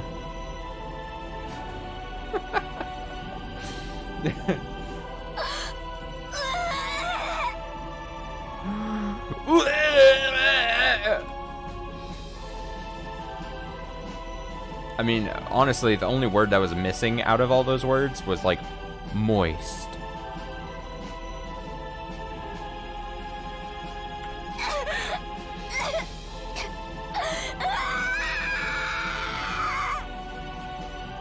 To save my own throat, I'm just gonna say scream. The trauma of her youth was revived. Rosa felt a monster raging inside her stomach as the acid started to rise. Unable to hold back, she threw it all up on the floor. Her empty stomach had nothing but stomach acid. The scene in front of her was no fun Halloween party now. God, she was traumatized as a kid by a turkey getting cut open. And then seeing this, she flashed back and remembered the bad time of seeing a turkey get cut open and omelet rice with ketchup pouring out. That's fucked up. That's fucked up. The 3 couples were enshrined right there, their stomachs vertically wrenched open. Okay, I don't know if you guys can hear it because it's like coming in really quiet on my side, but every once in a while, there's like a little like gurgly noise as like new text comes up. It's a little gurgly noise, bubbly noise. It's disgusting. Wrenched open with a googba. Okay, you can hear it. Okay. So many snacks have been stuffed in there. Oh, there it goes again. Pulpy. Squishy. This is terrible to read.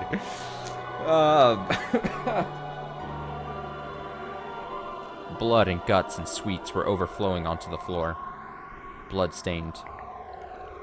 Sticky. Sticky? Sticky, again.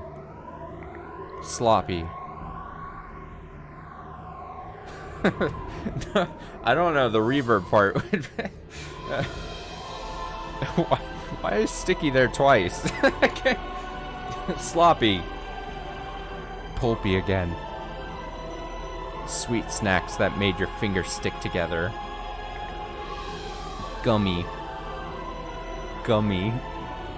But stained with entrails. Sloppy. Pulpy. I'm sorry, I'm not reading this like I should be. What was that I stepped on just now? That didn't feel like a candy or a cookie or soda or a chocolate. Moist. I'm scared. What did I step on? I can't even look at the bottom of my foot. Yeah. What a gruesome Halloween party. From far away, it had looked truly beautiful, fantastical, and fun. But from up close, it was horrible, disgusting, yet somehow still beautiful.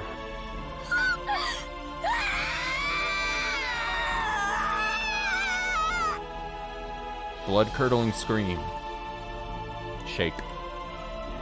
Rose's wild thoughts tried as best they could to escape her throat with a loud voice that was neither a scream nor a roar.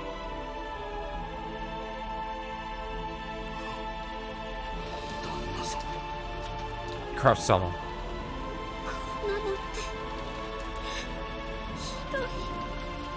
This is horrible. Just horrible. Call an ambulance. Call the police.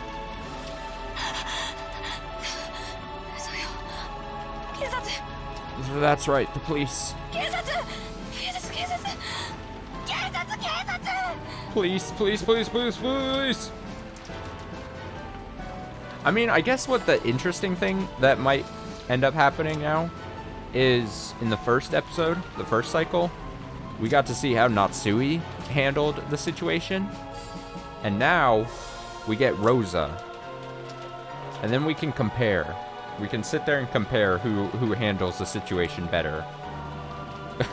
Parent plus a bunch of kids. Perhaps here.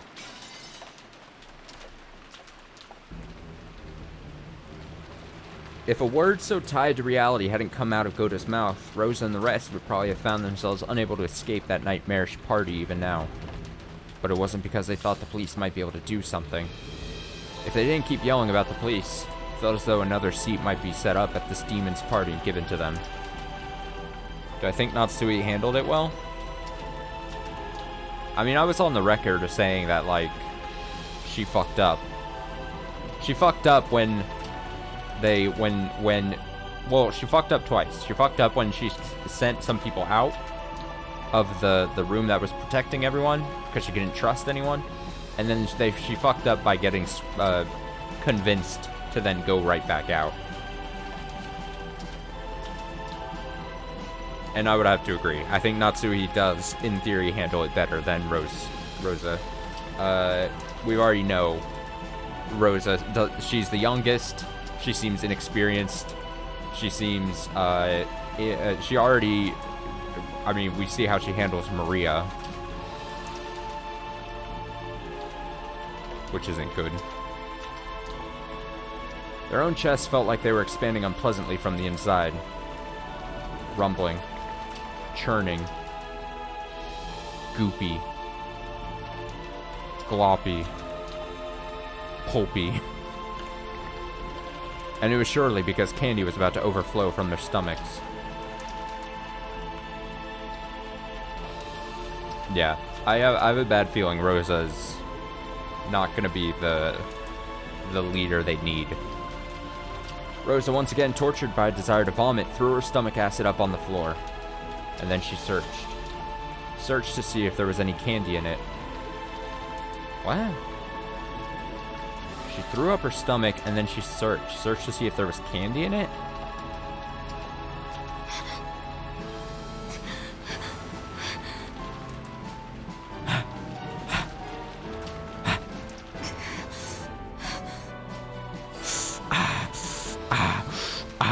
Ooh. Ah.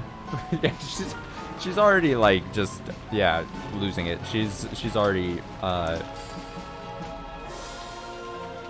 you know, like when people go like ask the question like, oh, what would you do if a zombie apocalypse happens?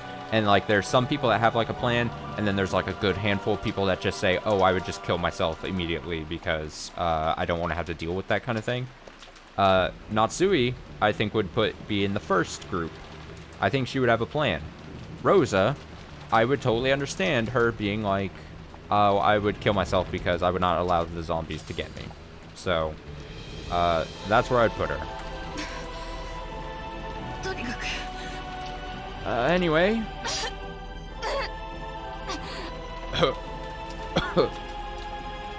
Rosa coughed violently again, forcefully spitting out the stomach acid that had been burning in her throat. She realized that by now her whole body had been covered in a filthy sweat.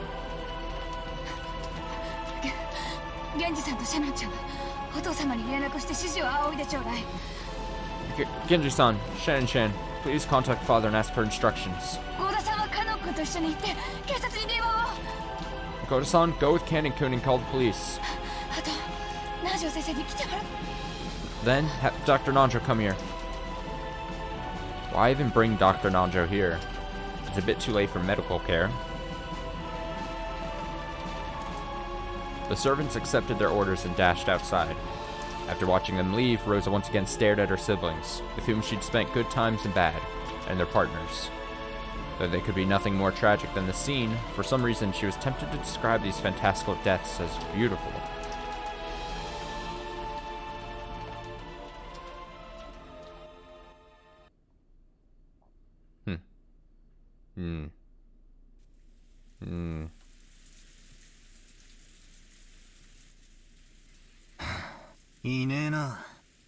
They aren't here. Where'd they go? The servant room and the kitchen are both empty. What in the world happened?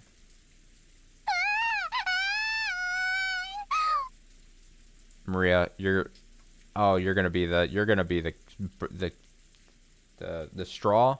I forgot the phrase for a second. Maria's gonna be the straw that breaks her mom's back. This is gonna be so bad. Oh god. Mama. Where's Mama? My letter. The letter I got from Bieto. Give it back. Give it back. Yeah, she's just crying because she doesn't have the letter that Beatrice gave her. That is... Oh.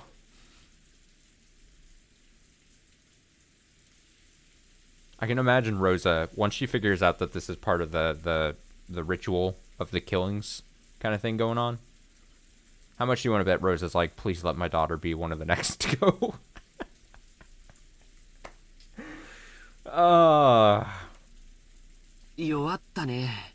Perplexing. Butler-kun, 本当にローザおばさんだったのかい? Butler-kun, are you sure it was Aunt Rosa? まあ、俺も寝ぼけてたから自信はねえんだが。Oh, Battler fucking ratted out Rosa. Well, even I was half asleep, so I'm not too sure. 明け方にローザおばさんが入ってきて、マリアの手提げカバンを漁ってるような気がしたんだよ。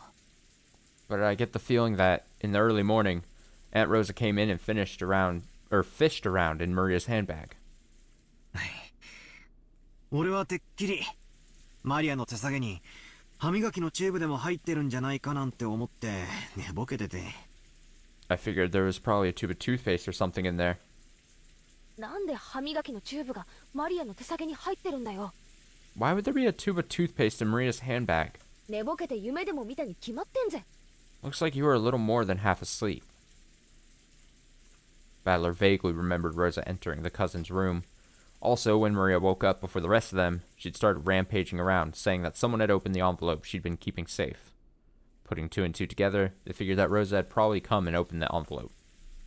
黄金の魔女様の封筒か。 A letter from the Golden Witch? 中に何が入ってたんだろう。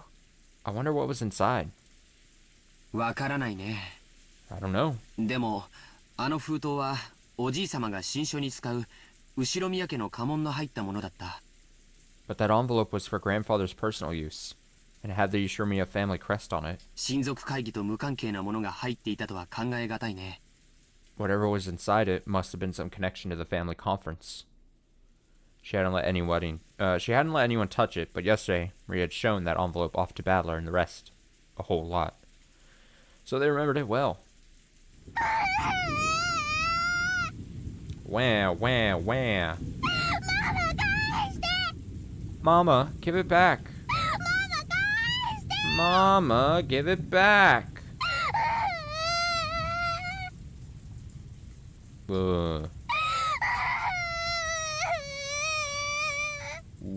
Wow.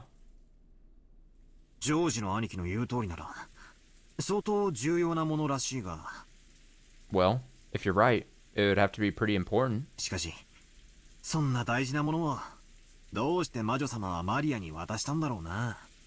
Why would this mighty witch give something that important to Maria? さっぱりだぜ。 I don't get it. Every once in a while, the refreshing morning atmosphere was completely wiped out by the sound of thunder. It was only natural. Since the moment they had woken up, they hadn't met anyone else. It felt like only they were left, as if the mansion had become an empty husk. Oi! Hey! 誰かいないか? Anyone there? 返事してくれよ! Answer me! Jessica called out into the hallway, and eventually, an answer came back. It came from the entrance hall. 聞こえますとも。 I can hear you. 何かありましたか？ Has something happened? 南條先生だ。 It's Dr. Nanjo. よかった。 Thank goodness. この島から僕たち以外が消えてしまったわけではないようだよ。 It looks like everyone but us hasn't disappeared from this island after all. 南條先生、おはようございます。 Dr. Nanjo, good morning. すみませんが、うちの親たちとかどこに行ったか知りませんか? Sorry, but do you know where our parents went? はて。 Or did I But do you know where our parents went? Which arc is this? Questions arc? Is that the answer? Questions? Questions? Questions arc, not answers arc. Dear me. 私も今起きてこちらに来たばかりですからな。 I only just woke up and came here, you see. わかりかねますが、さて。 I have no way of knowing for sure, but let's see. It was only natural. Nanjo was a guest just like the rest of them. He'd come just now to pass the time in the parlor until breakfast.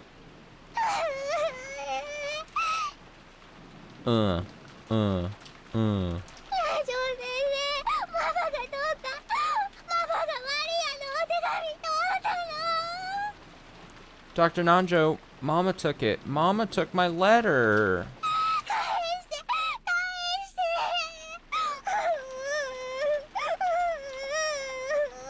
Gosh, she's really good at crying. Give it back, give it back. Maria buried her face in Nanjo's plump stomach, sobbing and crying. Nanjo could do nothing but be bewildered by this ruckus so early in the morning. I know. Nanjo's just like, man, I got woken up to this. Nanjo could do nothing but be bewildered by this ruckus so early in the morning. Ah. 誰かかけてくるぜ。 Someone's running this way. ジェシカ。 Jessica. 誰か来るぞ。 Someone's coming. From down the hall, they could sense people running hurriedly. They saw Goda and Cannon coming towards them. Normally, it'd be disgraceful for a servant to run inside the mansion. And yet, Battler and the rest didn't even think to question that now.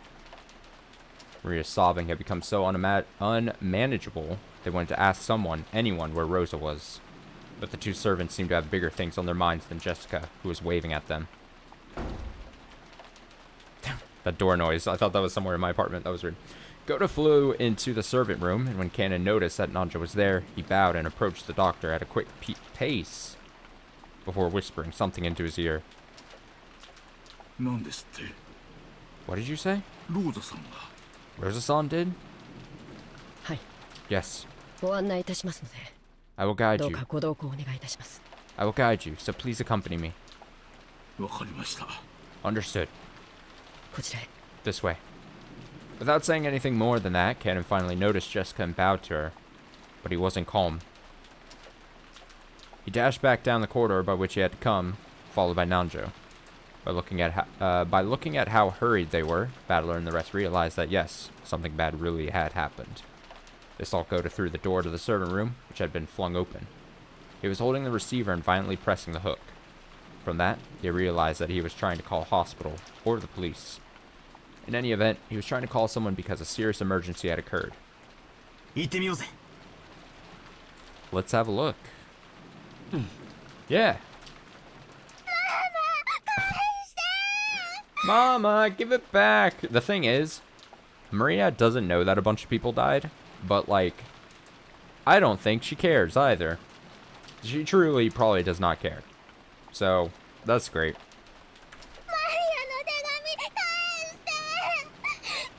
Give back my letter! It's an invitation to the Golden Land! They didn't know what, but something was happening. Battler and the rest chased after Cannon and Nanjo. Ah, and then we realized. Cannon couldn't have called Dr. Nanjo, but he hadn't called us. So we shouldn't have gone with them. But we did anyway. I wonder if Alice regretted her excess curiosity when she chased after that rabbit holding a clock. Alice in Wonderland reference? Okay.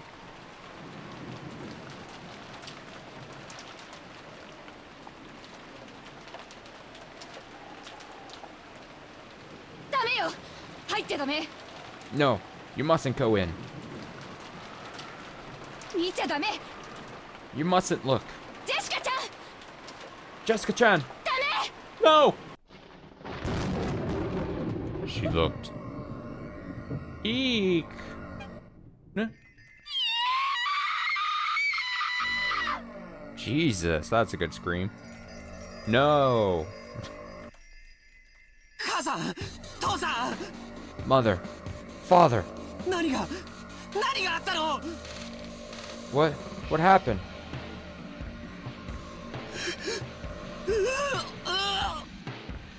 Ooh.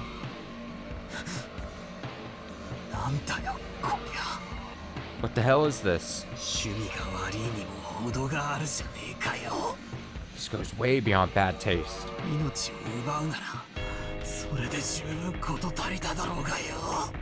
Isn't taking someone's life bad enough? What the hell is this?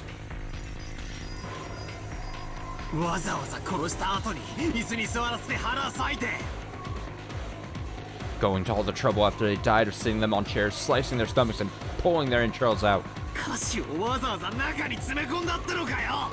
You went to all the trouble of stuffing their stomachs full of sweets?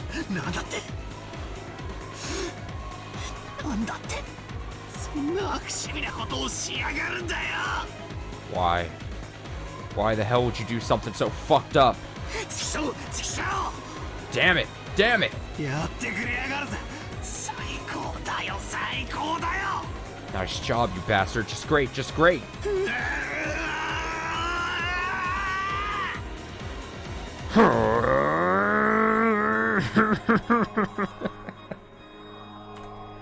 I couldn't do it. Beatrice! It would be best if everyone went outside.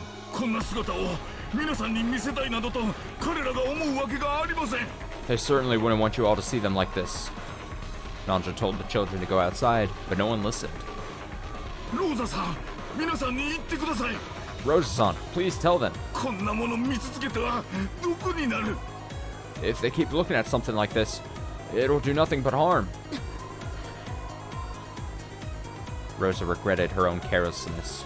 She should have realized that the children would eventually come here.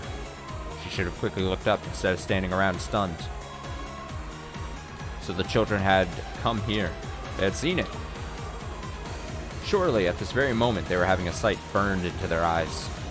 That was far more grotesque than the shocking meal Rose had witnessed in her youth. Goopy. Pulpy. While she hugged Maria, who seemed to be too shocked to show any emotion at this gruesome scene, Rosa cried for them and their parents. The four groaning and crying voices, their sadness, continued to echo in a place that should have known God's love. That's a good point. Wait, whoa, what's happening here? Oh no, is this like meta battler? You piece of crap. Oh, I think this is like meta battler.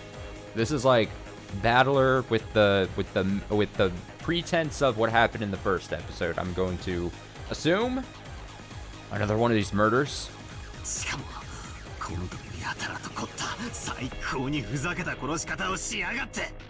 This time you made it all elaborate, killing them like it's a total joke.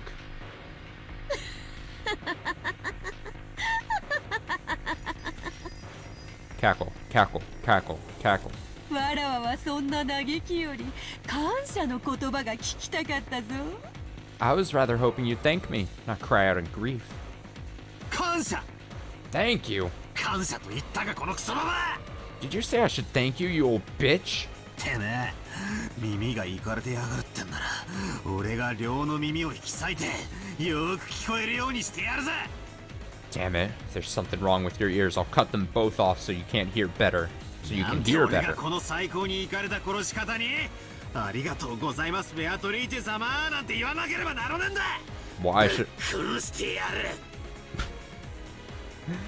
why should I have to see that insane way of killing and say, oh, thank you very much, Beatrice-sama. I'll beat your brains out. 前回のゲームで In the last game. お前は自分の親の死に顔が見られないと嘆いたな。 You lamented the fact that you couldn't see your parents' faces after they died, yes? だから残したぞ。 So this time, I left them. しっかり残した。 Didn't touch them. よく拝んでおけ。間違いなく父親たちが殺されたことを。 Take a good look, for without a doubt, your father and the rest have been killed. そうかよそいつはサービス満点だぜ気に入った Really? What a nice treat. I'm so fucking happy. 俺はてめえの息の根を止めたら顔面耕してやろうと誓ってたがそいつは取り消してやるぜてめえの腹渡を引きずり出してやる I swore I'd plow your face after I choked the life out of you, but I'll take that back now. I'll rip out your guts instead. 感情に任せて思考を止めるな。 Don't give in to emotion. Don't stop thinking. すでにわらわのゲームは始まっておるのだぞ。 My game has already begun, right?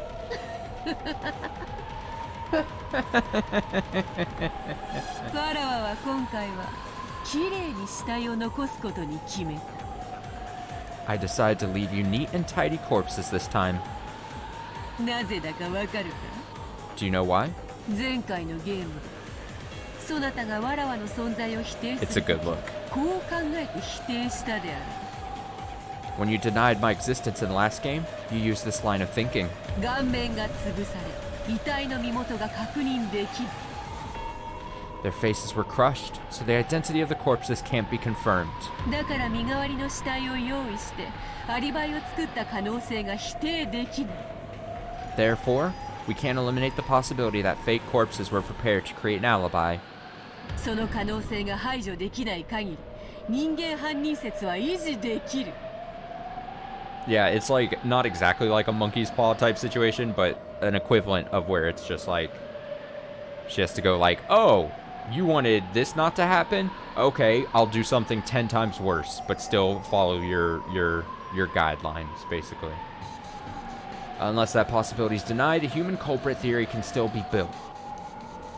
なんだと What'd you say?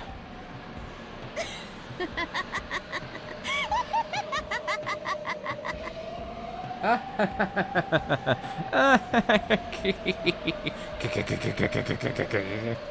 さあバトラー、南條に検視を任せてよいのか？ So, Battler, is it okay to leave the examination of the corpses to Nanjo? ミステリーの古典では検視の医者がグルというのが伝統なのだろう。 Isn't it traditional in mystery novels for the doctor who performs such examinations to be an accomplice? なら南條に検視を任せるな。そなたが自らするがよい。 Then don't leave the examination to him. Do it yourself. 間違いなく6人の死体が当人で、死んだふりなどでなく本当に死んでいることを十分に確認するがいい。 Do it yourself. Wait, then don't leave the examination to him. Do it yourself. Make completely sure that without a doubt the 6 corpses are the 6 people they're supposed to be. That they really, really are dead, not just pretending. お前の父親が母親が腹を裂かれて臓物を引きずり出されて殺されていることを。 If you wish to confirm that your father and mother have been killed by having their stomachs cut open and their entrails pulled out. 腹に手を入れてその手触りで確認するがいい。 You'd better stick your hand inside their stomachs and feel around.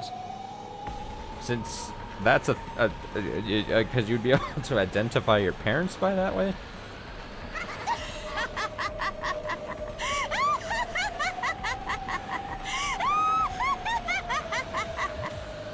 Laugh, laugh, laugh, laugh, laugh, laugh, laugh, laugh, laugh, laugh, laugh. Wow. 泣かね I won't cry. えちくしょうちくしょう泣かねえぞ俺は Damn it. Damn it, I won't cry. Battler suddenly yelled. His tears were still dripping down, but as though scolding himself for being a sissy, he slapped his face hard several times with both hands. Should I get sound effects here? I don't know what that sounded like on mic. Even so, the tears still wouldn't stop. However, he felt a hot blaze in both his eyes. これだけの上等を決めやがった野郎に借りはがっちり返させていただくぜ It's as if I'm doing like one of those old school like radio dramas back in the 1800s or whatever. I'm reading and I'm just like doing the sound effects and everything. Whoever's responsible for this piece of work, I'll make them pay back their debt completely. なら泣く時じゃねえ自分のすべきことを考えろ So this isn't the time to cry. Gotta think about what to do. Dude, could you imagine if not only I spend so long, like, longer than the normal reading time for this game since I'm reading after the voice, like, I also on top of that did, like, every sound effect as well, and just, like, increase the runtime of this playthrough, like, 2-fold more. It'd be great. You know what? We should just start back from the beginning, and I'll just start doing it. We can just restart. I'll make them pay back their debt completely, so this isn't the time to cry. I gotta think about what to do. ダメだぜ全然ダメだ It's useless. It's all useless. 涙を流す暇があったら考えろ If you got enough time to cry, then think. 涙腺なんか Fucking spin the chessboard, Battler! There's no time to let yourself cry. Rather than genuine anger, maybe it's more of an evasive anger to blot out his sadness. However, give a little courage to George and Jessica. You're being crushed by the sadness. そうだね That's right. 僕たちが泣いても Even if we cry, 起こってしまった現実は it won't change the reality 変わらない of what has happened. Oh, he's crying. They're all crying.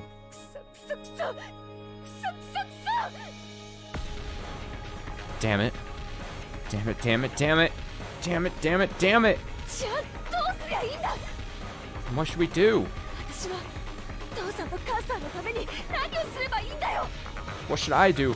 For mom and dad's sakes. ローザ様 Rosa-sama, 戻りました I have returned. ゴーダさん、警察はどうでしたか。 Goda-san, what happened with the police? 対応の指示は What did they say to do? いつ頃来られそうだと言っていましたか Did they say when they think they'll be able to get here? それが電話が故障のようでして As to that, seems the phones have been broken down. 非常用の無線機も試してはみたのですが、その天候のせいでしょうか、こちらも通じず。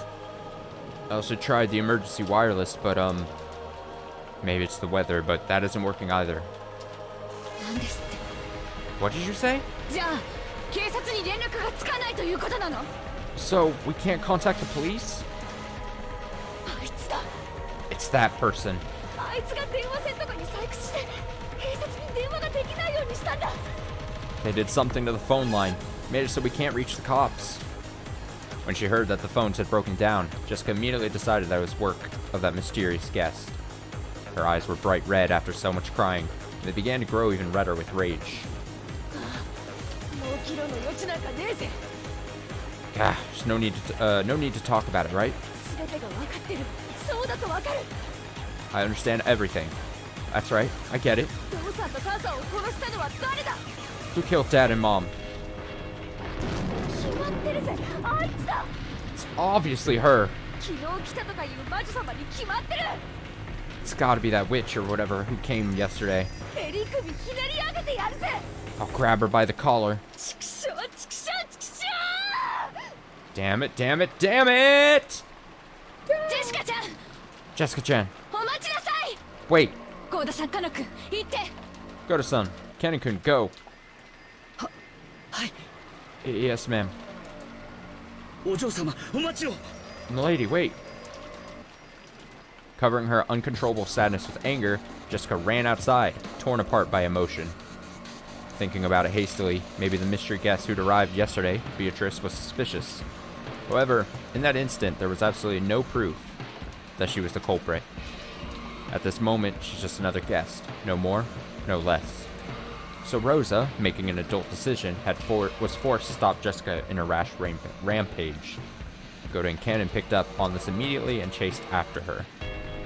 誰にも招かれなかった客人ベアトリーチェが犯人なんだろうか Could the guest that no one invited, Beatrice, be the culprit? ジェシカの気持ちもわかる。 I understand how Jessica feels. そう思い込みたい気持ちは I wish I could think that too. Oh, I wish I could think that too. 誰でもいいから犯人ってことにして横っ面をぶっ飛ばしてやりたい気持ちがある。 Doesn't matter who. I want someone to be the culprit so I can bash them right in the face. だがその前にはっきりと理解する必要がある。 But before that, we need a clear understanding of what's going on. ベアトリーチェって何者なんだ。 Who is this Beatrice? 俺は顔すら見てねえぜ。 I haven't even seen her face.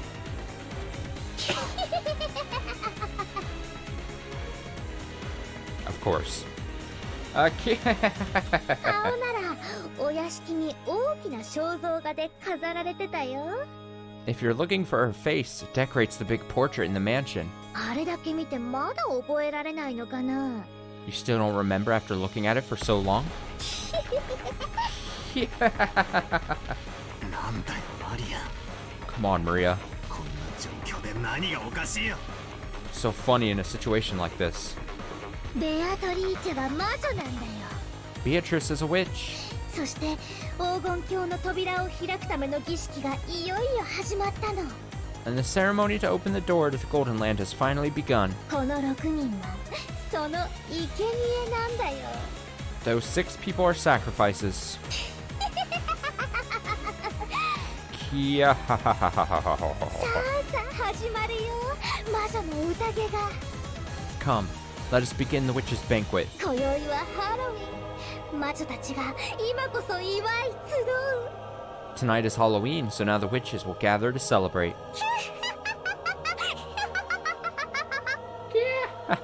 Wait. マリアその気持ち悪い声で笑うのをやめなさいっていつも言ってるでしょ Maria, don't I always tell you not to laugh with that creepy voice? The crisp sound of Rosa slapping Maria's cheek echoed through the high-ceilinged chapel. She's already lost it. She's so done. Ever since it started raining yesterday, No, ever since the island was swallowed by the typhoon, I felt as though something was wrong. It was bright and sunny when I arrived in Rokujima, but since I'd gotten up early and was sleepy, I took a nap. When I woke up, it had already started raining, and ever since that time, suddenly a mysterious visitor calling herself the Golden Witch, Beatrice, arrived, and I felt like I was sinking bit by bit into a bizarre world. What the heck happened while I was napping? Am I supposed to believe this island was sealed off inside a different world, where common sense doesn't apply? Who is this person called Beatrice? Is some unknown person trying to involve themselves with the inheritance problem, just like our parents were freaking out about at dinner last night? Or is the culprit this witch from the Legend of the Gold, just like Maria said? Even if we set Jessica's temper aside, given the circumstances, it's probably safe to say that this visitor person is the most suspicious. But we mustn't make up our minds based on that alone. Ah, it's useless. It's useless. It's all useless. I smacked my face with both hands again, cooling off my brains before they overloaded. Even though it might have been a wasted effort.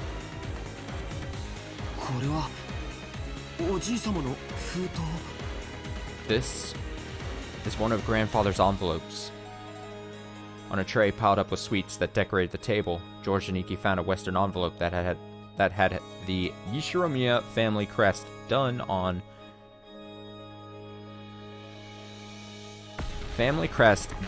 it in gold leaf. Okay, I don't know why I got so tripped up there. It's because I can't read, and it was unopened.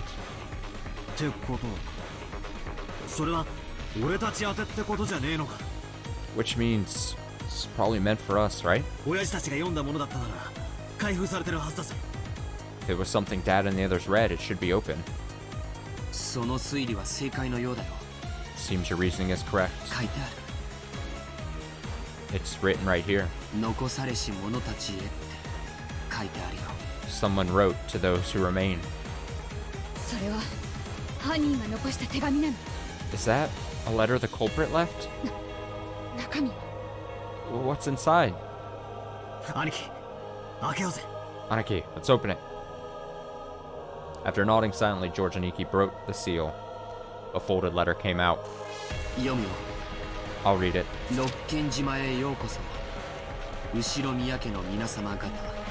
Welcome to Rokujima, members of the Yishiromiya family.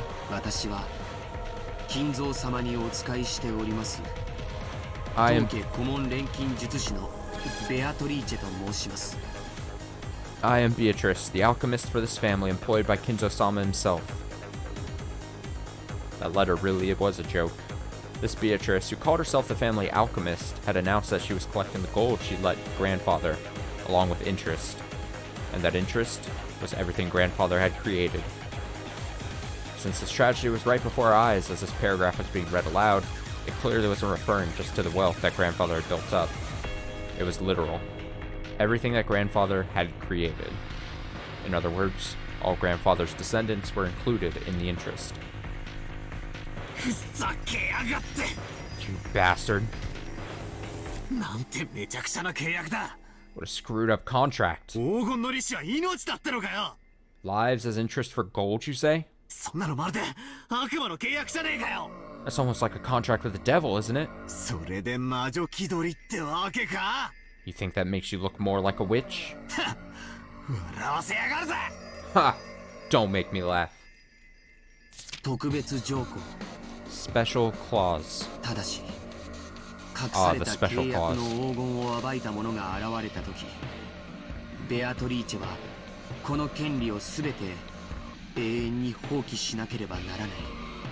However, if someone is able to discover the hidden gold of this contract, Beatrice must abandon these rights for all time.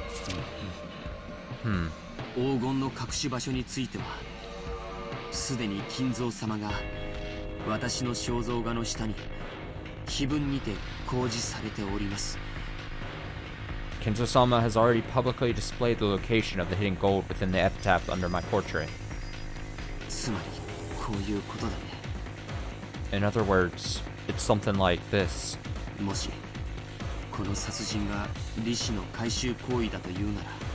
If these murders represent her collecting interest, おじい様に与えた隠し黄金を探し出してみろと Then こう言ってるんだよ。 Then she's telling us to try and find the gold she gave grandfather if we want her to stop. そしてその秘密は例の肖像画の碑文に隠されているとも言ってる。 And she's also saying that the secret pointing to the gold is hidden in the portrait epitaph.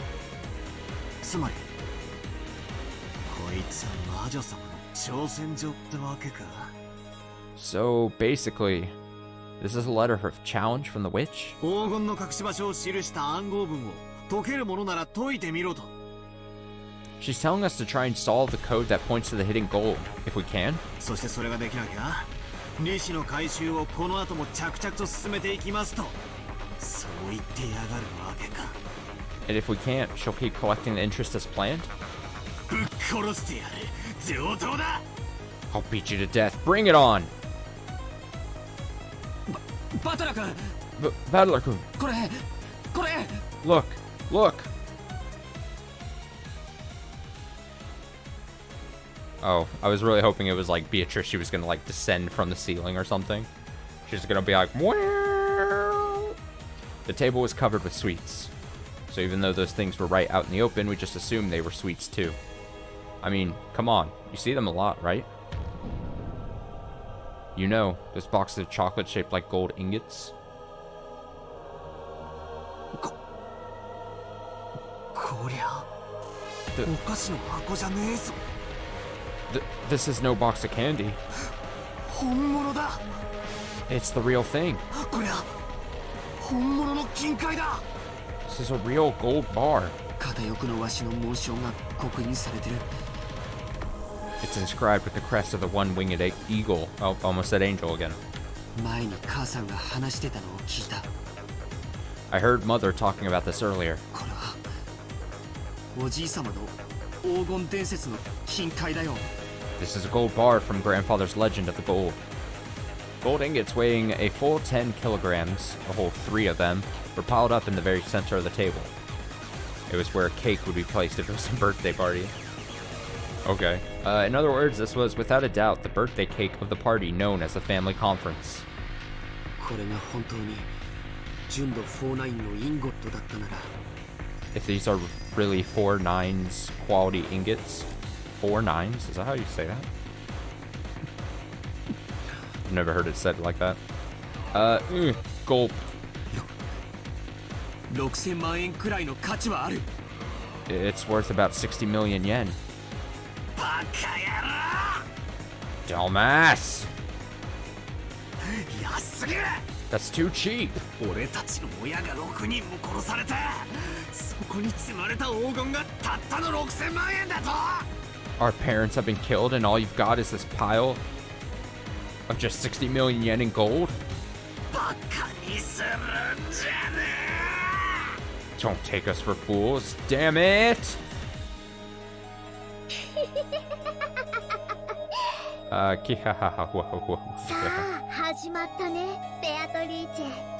So it has begun, Beatrice. どうせこの謎は誰にも解けないよ。 It's not like anyone can solve this riddle anyway. だから絶対にベアトの勝ち。 So Beato will definitely win. 早く黄金鏡への扉を開いて。 Quickly, open the door to the Golden Land そしてマリアを連れてって。 and take me with you.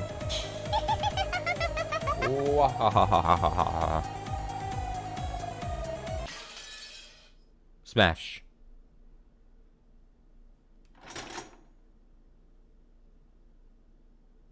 Is the clock gonna move? No? No moving? No movement.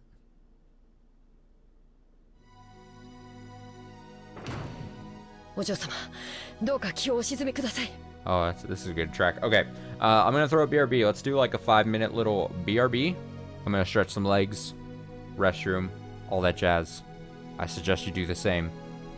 I'll put 5 minutes on my own timer in my brain, and I will be back shortly. Yeah, I'll be back in a bit. I gotta stretch. Reading, sitting and reading. I'm an old man at this point. I gotta I gotta move a bit.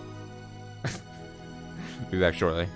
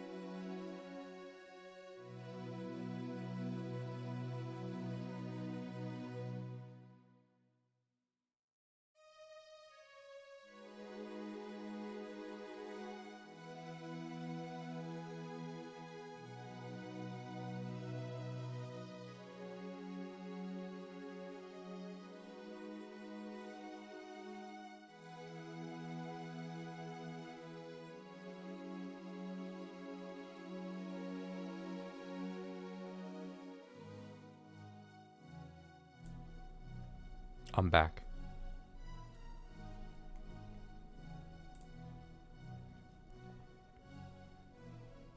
Where did...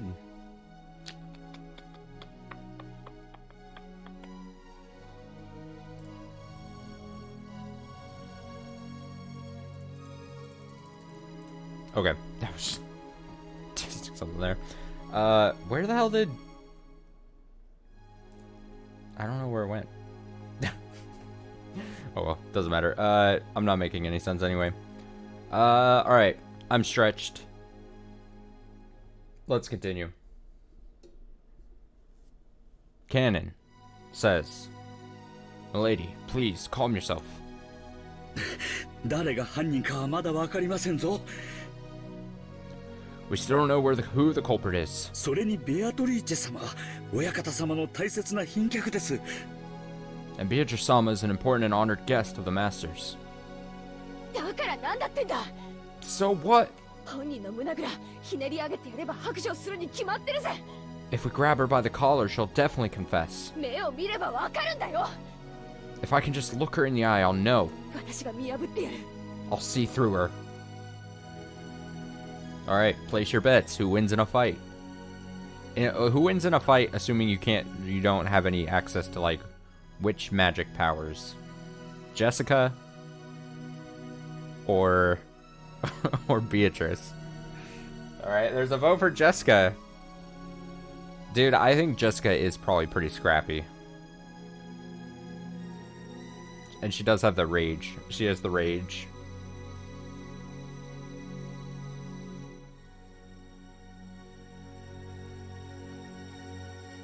Did I know that there was an Umineko fighting game? I did.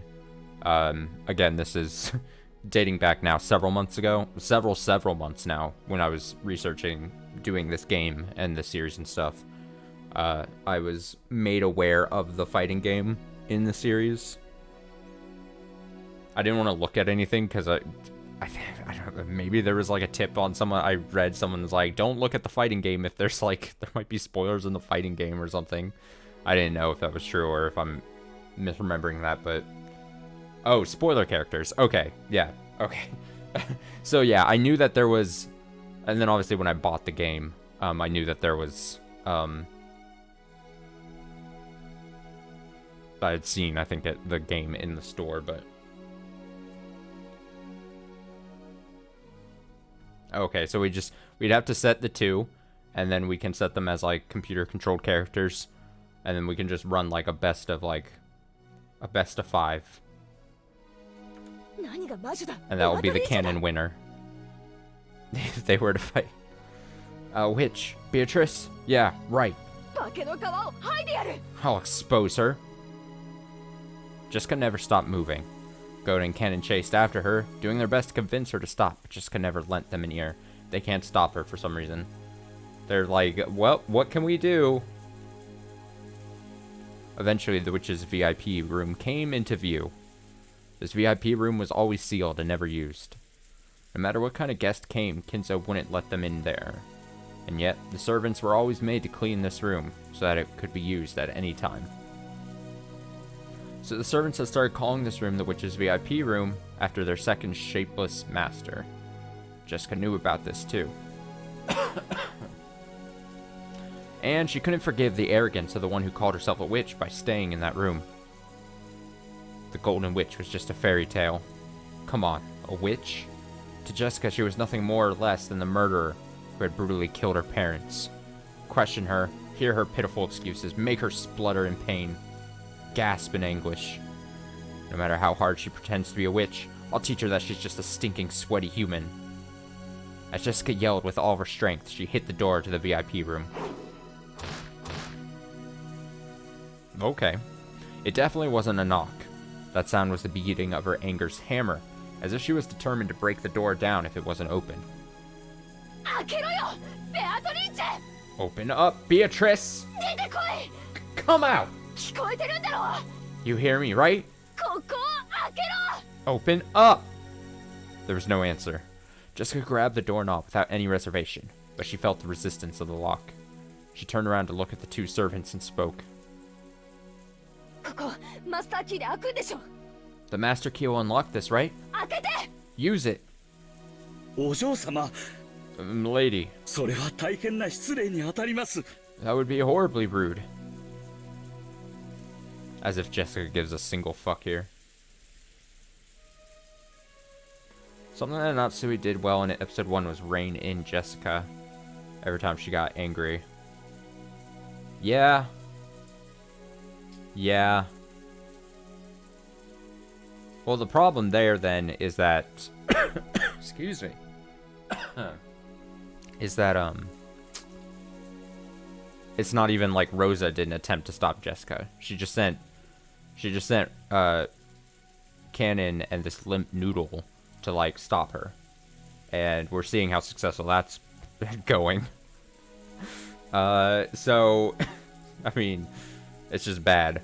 It's they offer no resistance.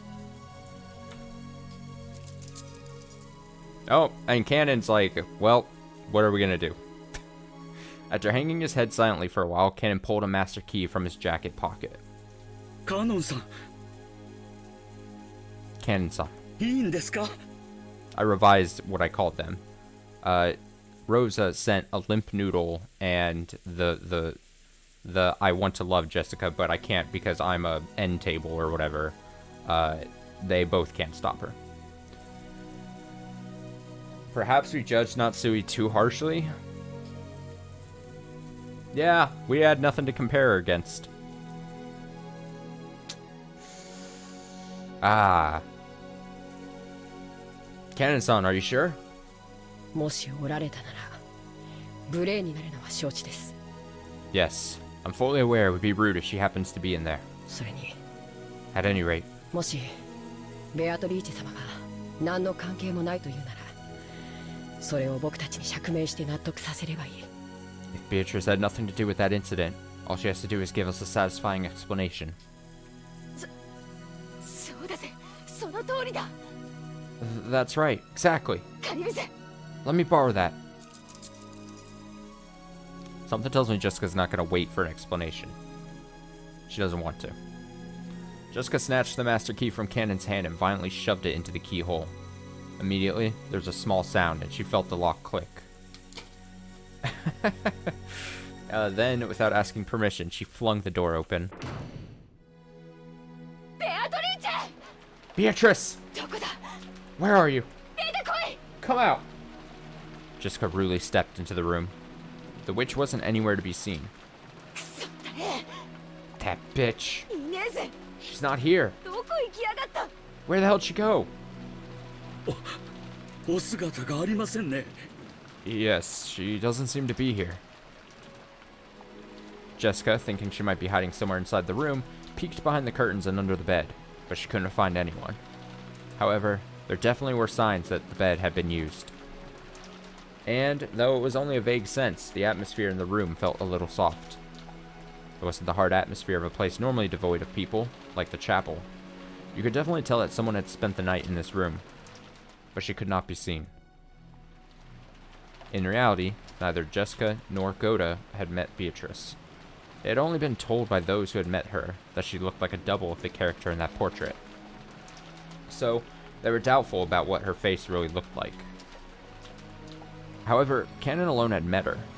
He understood what kind of being that witch was, what kind of personality she had. So, he knew that forcing their way in here and search for her definitely wouldn't work out.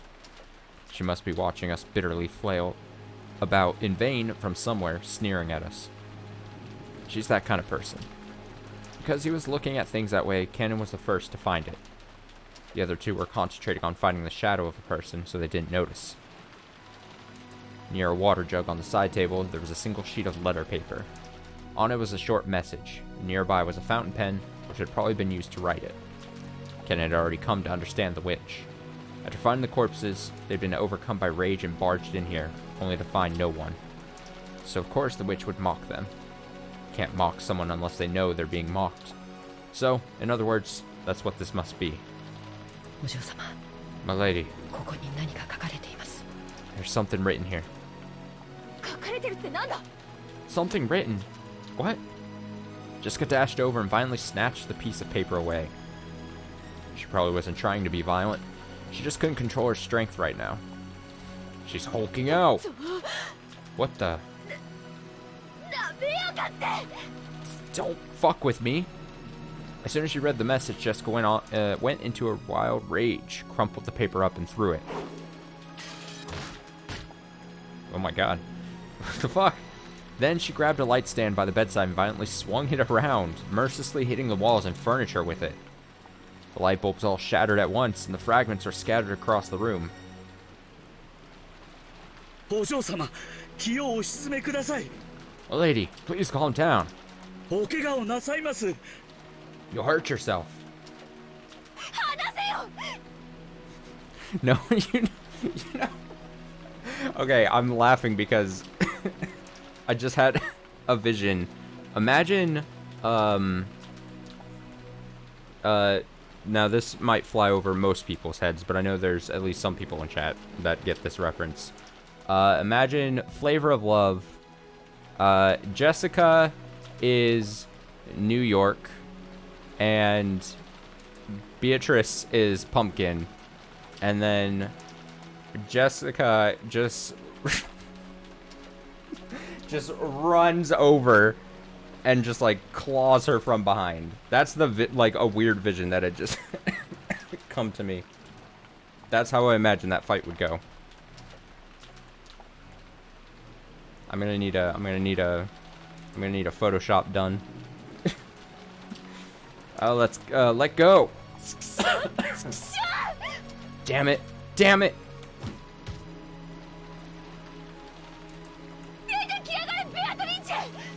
Come out, Beatrice! How could you do that to Mom and Dad? You think you scare me?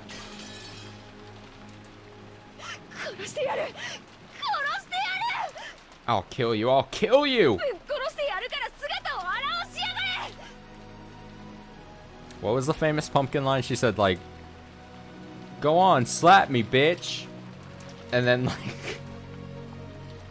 Wait a minute, did I reverse the roles? Let me think.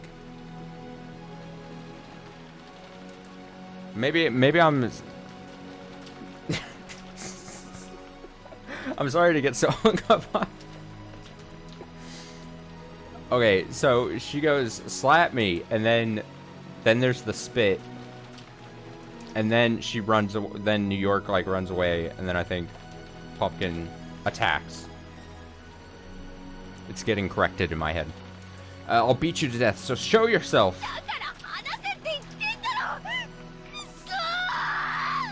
I told you to let go of me. Damn it!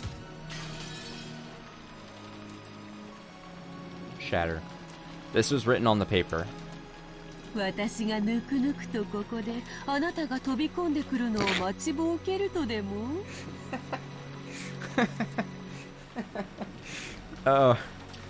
Did you think I'd be that senile to just sit around here waiting for you to come barging in? 素敵な夜に粗暴なるあなたは似合わない You're way too inelegant for this intellectual night. こんな間抜けに育てた親はどんな顔 I can only imagine what the parents who raised you to be such a moron must have looked like. Oh my god, Beatrice just holding back nothing. 見たよ本当にそっくりな間抜け面 Oh, right. I saw them, and they looked just as moronic as you. 今はお菓子の国でお腹いっぱい Now, their bellies are full in the land of sweets. It was the sort of thing that witch would write. It meant she'd predicted that one of the children who lost their parents would come running in here. If she's hiding somewhere in this room, she must be rolling around laughing now. The witch was that kind of person. She sneered at people's misfortune, using it to stave off the boredom of 1,000 years. これはお渡しください。 Hand it over. お怪我をなさいますと申し上げております。 I'm telling you, you'll hurt yourself.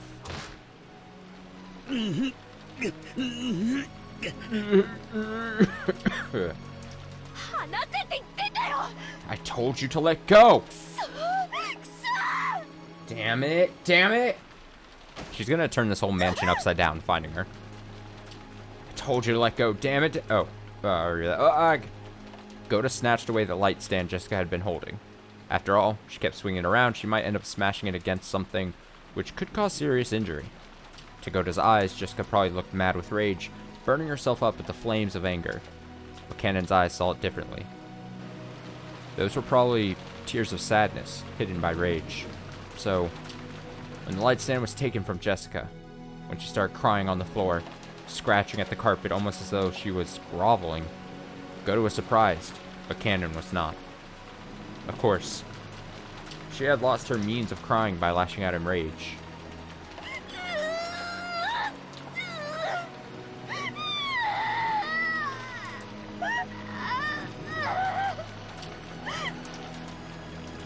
that.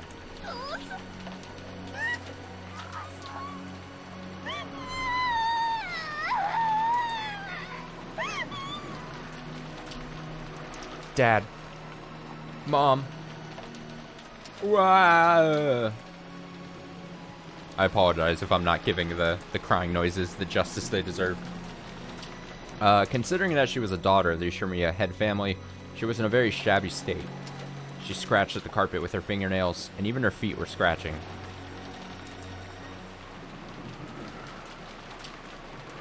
Jessica cried very, very hard. George is composed? Oh, you mean for the fact that he saw his parents died back then? Oh, looking at his... Okay. Yeah.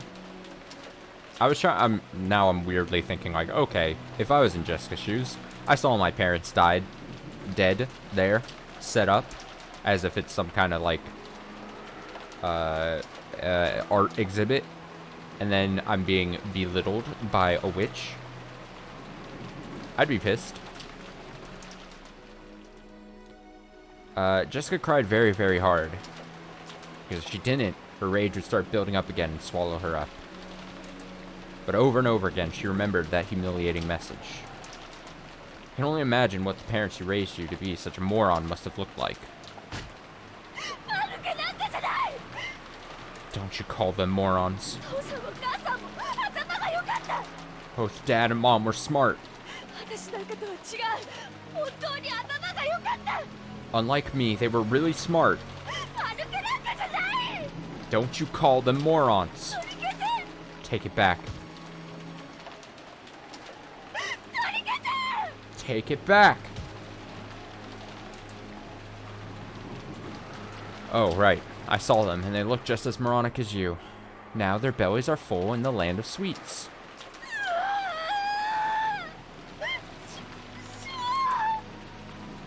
Ah, damn it.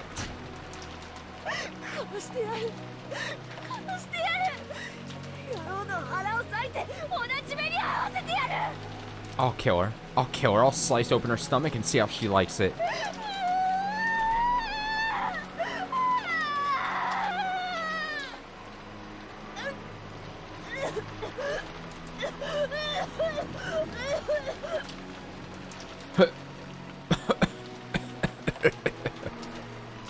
As Jessica cried and screamed, she triggered an asthma attack.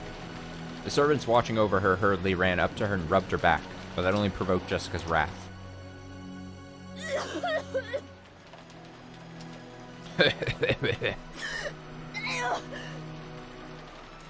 She is not having a good time. The hell?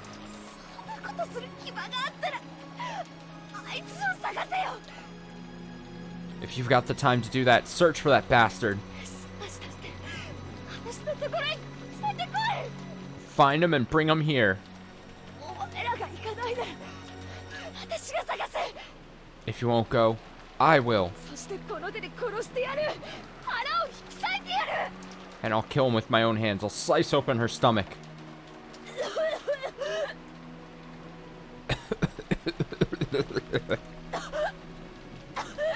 Cough, cough. Don't touch me.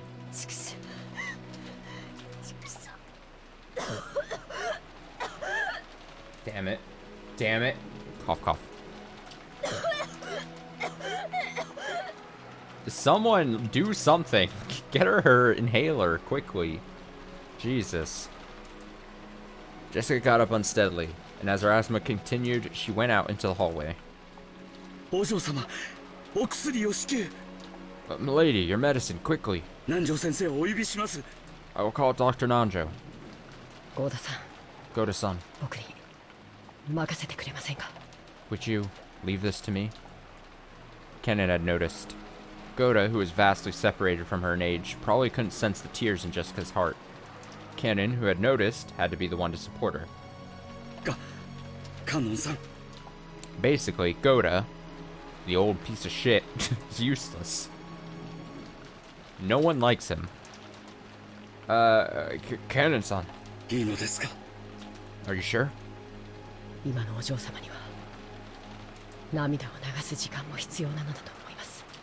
I believe my lady needs some time to cry right now. ご両親のあんな死に方を目の当たりにしては。 Considering that she saw her parents killed like that. そうですね。 You're right. Goda also understood. And he knew that Jessica and Cannon had shared a vague relationship with each other. So he understood everything and left it to Cannon.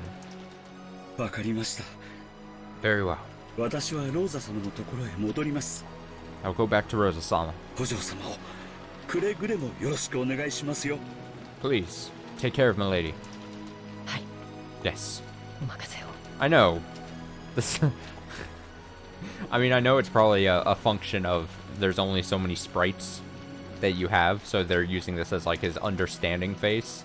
But it does it does very much just look like he's a little too pleased with himself right now. He's like, "Oh, I get to leave now? Okay, cool. Bye." Yeah. Ken says, "Yes, leave it to me." Ken's voice was frail, but he nodded firmly.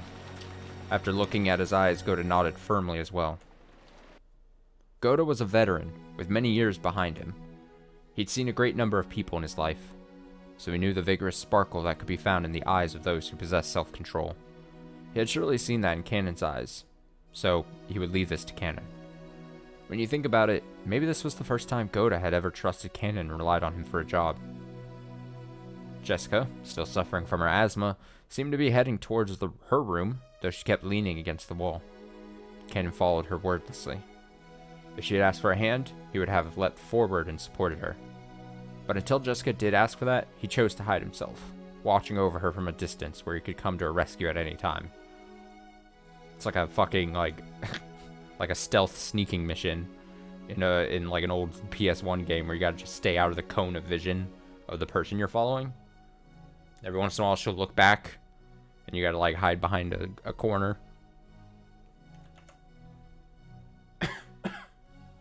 When people feel their hearts are about to explode from sadness and want to have someone by their sides, you can bet 10 billion of them would want to turn around and find someone in the place Cannon now stood, as he watched over Jessica from behind.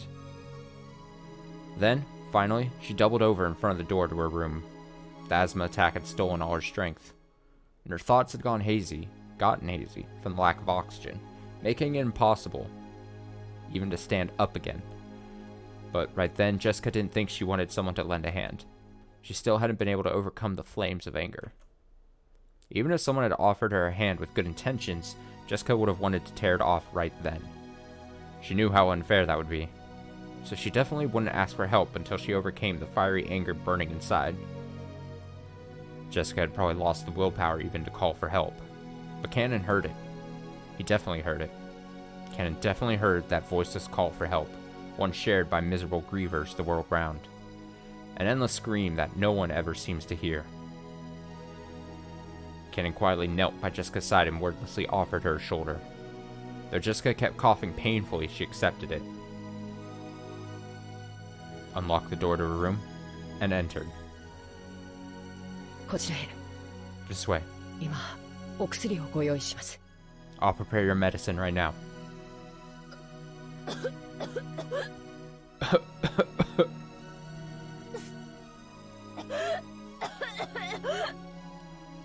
Cough, cough, cough, cough, cough. Jessica often said that when her asthma got serious enough, it hurt so bad that it felt like she'd vomit up her whole stomach. Her face was pale and her gaze wavered. And yet, the coughing continued. Even so, her sadness was probably even stronger. After having her sit on the bed, Cannon took a bronchodilator from a cute little basket on a nearby side table and handed it to her. Oh, that word really tried to catch me, or fucking do me dirty again. Not today! Jessica sometimes forgot to take her medicine with her. Whenever this seemed to have happened, Cannon would take notice and secretly carry around the inhaler from the first aid kit in the servant room, but he hadn't done so today. He scolded himself, as though wondering how he could call himself furniture after failing to bring it with him on a day like this. Then, he remembered the day when he'd used that word and somehow betrayed Jessica's feelings. It jarred Cannon's heart, but he felt it would be indiscreet to think about something like that, considering how Jessica felt now, And he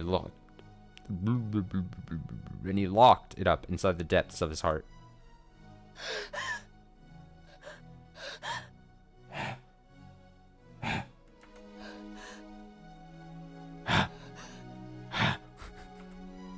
When she inhaled her medicine, Jessica's wild breathing calmed down bit by bit. She was finally able to regain her composure. But she lost too much strength and willpower to get up from her bed.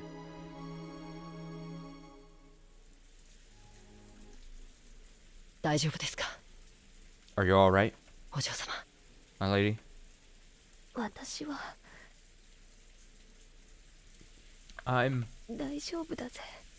alright. 父さんと母さんはダメだけど。 I'm all messed up. I'm all messed up over mom and dad. 私は But もうちょっとなきゃ after I cry a bit more, 大丈夫だぜ。 I'll be alright.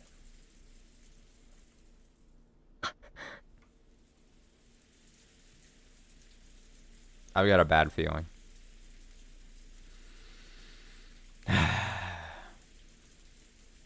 This would be like a twist, right? You know how earlier on we were like, oh, you know, fucking Sayo and George sealed their fates by accepting the engagement ring, doing their whole gazebo, I love you, you love me situation.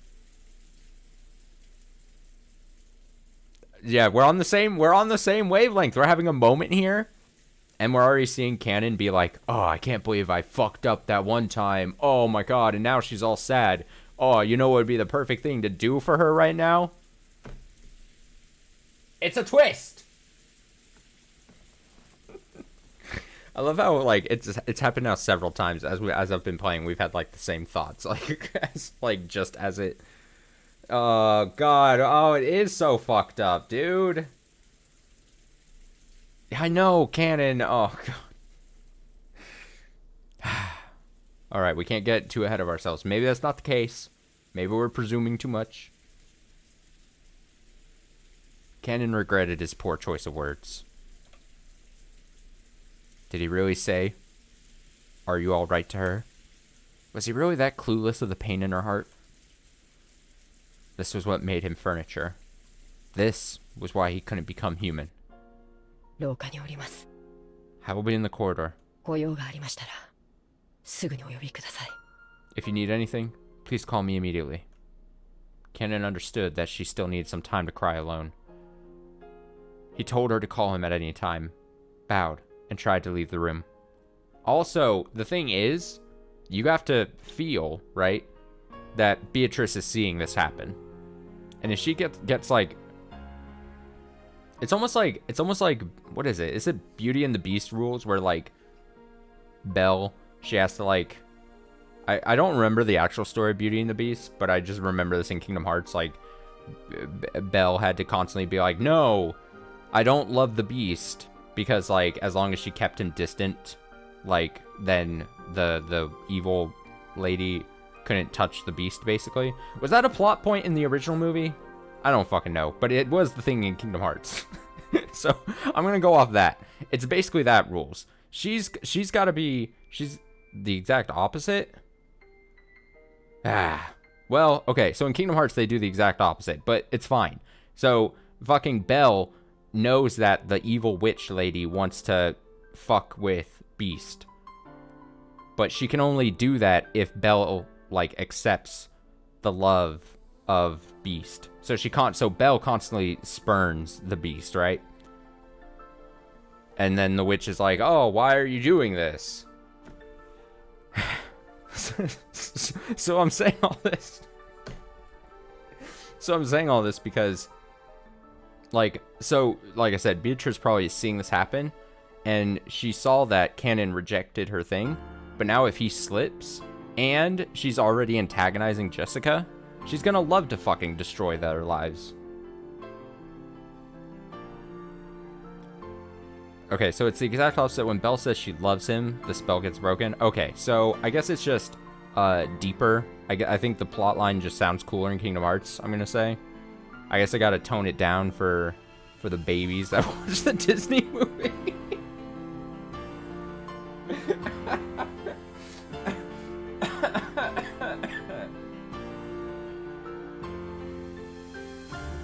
But I digress.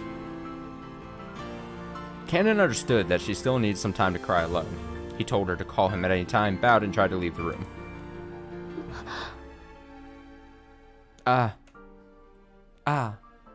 Nanika?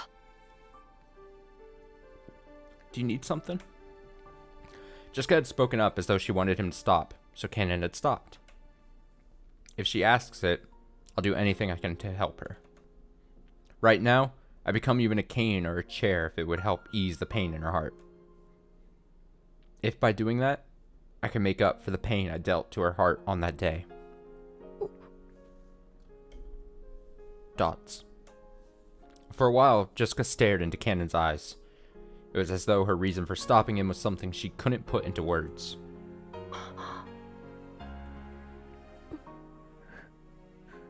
For a while, neither spoke. Jessica broke that silence with a small voice. Oh, here we go. Oh, here we go. I'm sorry. It's nothing. Could you tell Aunt Rosa that I... Oh, I cut her off. Could you tell Aunt Rosa that I want to be alone for a while? I won't let you be alone. Huh?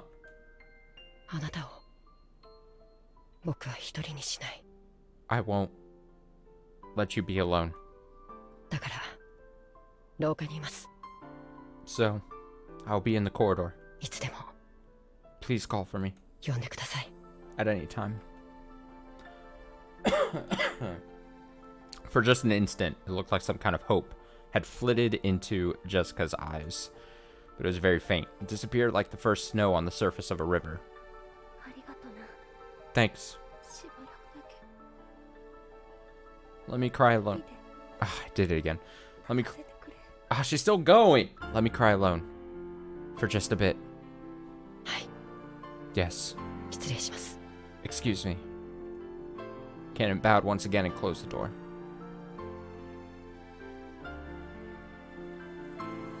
He thought those words of his would give her some courage. But now, it felt as though they'd actually hurt her. For some reason. Why? He didn't know. Surely that was because... he was furniture. That was why. He couldn't grasp human sadness even now.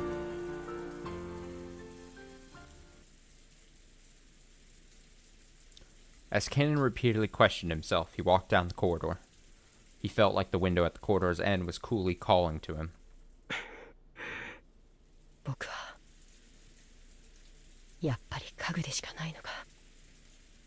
In the end, am I nothing more than furniture after all?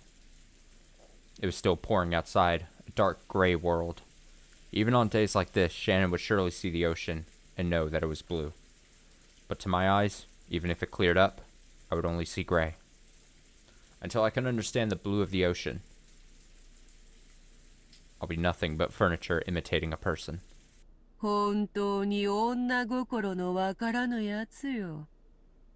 Fucking... You really don't understand a woman's heart, do you?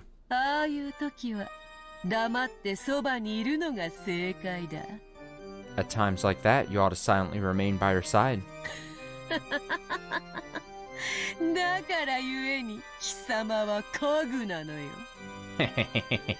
That's why you're furniture. You! There shouldn't have been any trace of human life in this corridor. It had been an empty corridor filled with frigid air. But those scoffing words approached Cannon from behind. When he turned around, he saw that witch. That witch who hadn't shown herself when Jessica had searched for her with a rage bordering on madness, and who had left that sneering letter to toy with Jessica. There are 3 ways to hurt a woman. Let me teach you them. 1 is to hurt them with a blade. Another is to hurt them in their heart.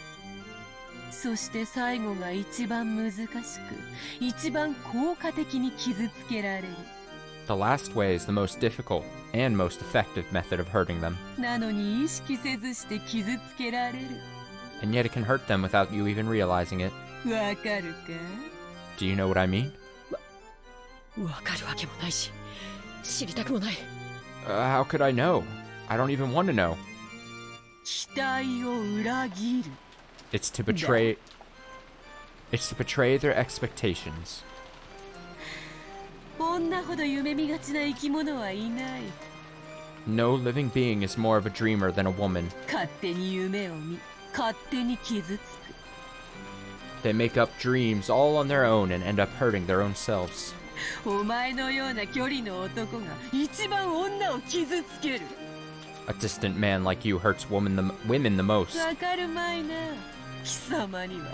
You couldn't understand. どれほどジェシカを傷つけてきたか、全く考えが及んでいまい。 You have no idea how deeply you've wounded Jessica. 家具だから。 After all, you're furniture.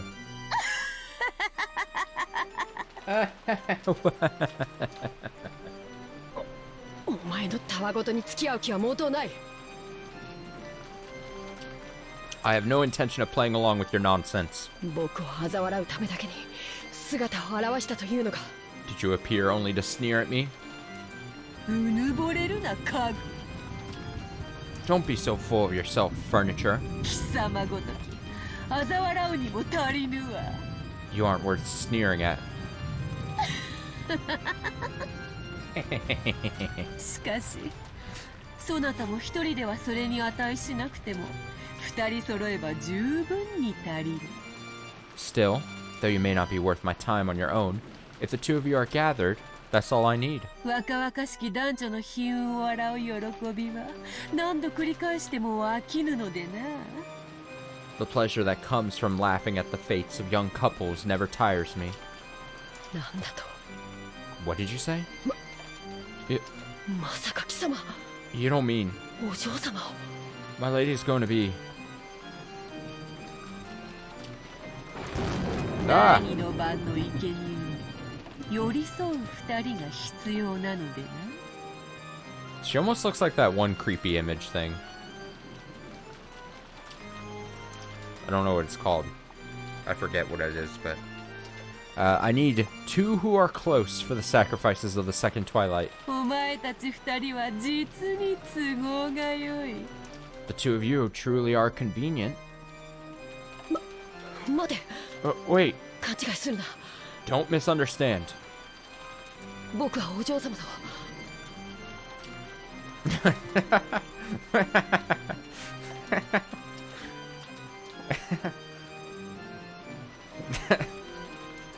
That's good. That's good. But that's not what I had in mind. Milady and I そういう関係じゃない。 don't have that kind of relationship. 第二の番の生贄にはならない。 We can't become the sacrifices for the second twilight.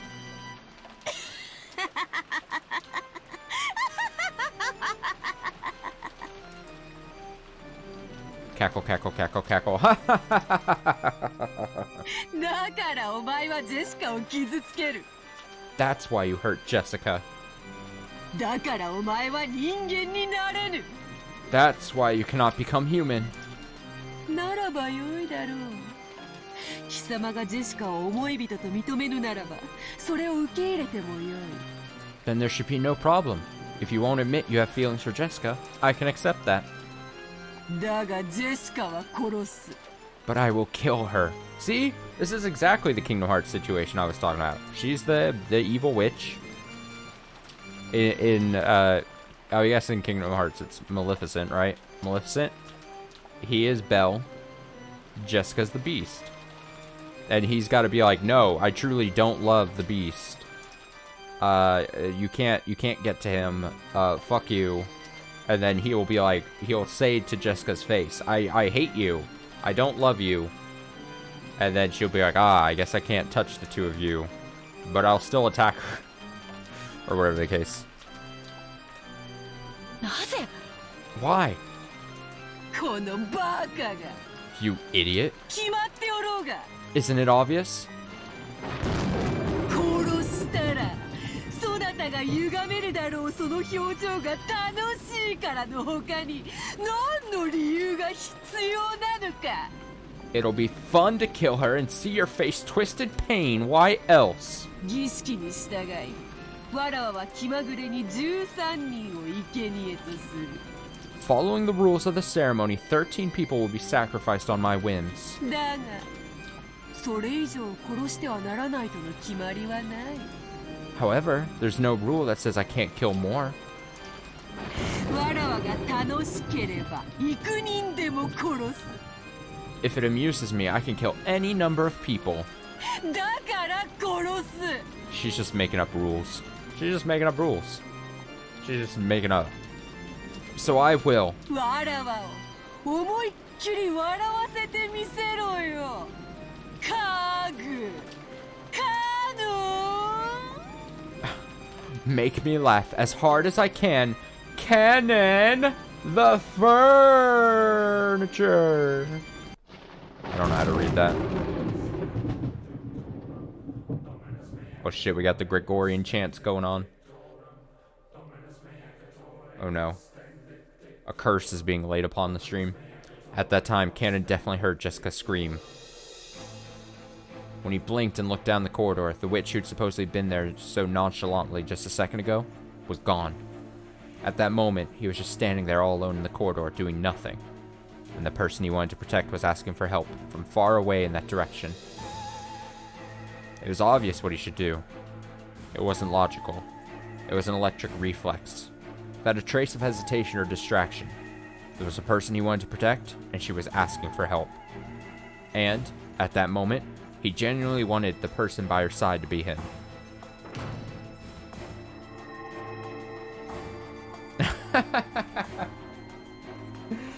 When he flew into Jessica's room, the scene that greeted his eyes was a bizarre one. The room had become a fantastical world where a blizzard of gold-colored specks danced. Almost as though gold leaf had been scattered inside a snow globe. No, that's not it. I've seen this spectacle before. This isn't gold leaf. It's countless golden butterflies, Beatrice's minions. Oh my god, the butterflies. Jessica was surrounded by countless butterflies, waving her hands around, trying frantically to drive them away. She is being attacked. She is being attacked by butterflies. Milady! Cannon-kun! Help! Oh my god. Butterfly attack. Cough, cough, cough, cough. Cannon rushed towards Jessica and violently brushed the cloud of butterflies away. The butterflies, which were sickening despite their beauty, surrounded Jessica's face, trying to crawl in through her mouth and nose. Jesus. Jessica choked violently, almost as though the butterflies were triggering an asthma attack, mocking her. But when Cannon ran towards her, the butterfly stopped attacking and began to dance an elegant rondo around the pair.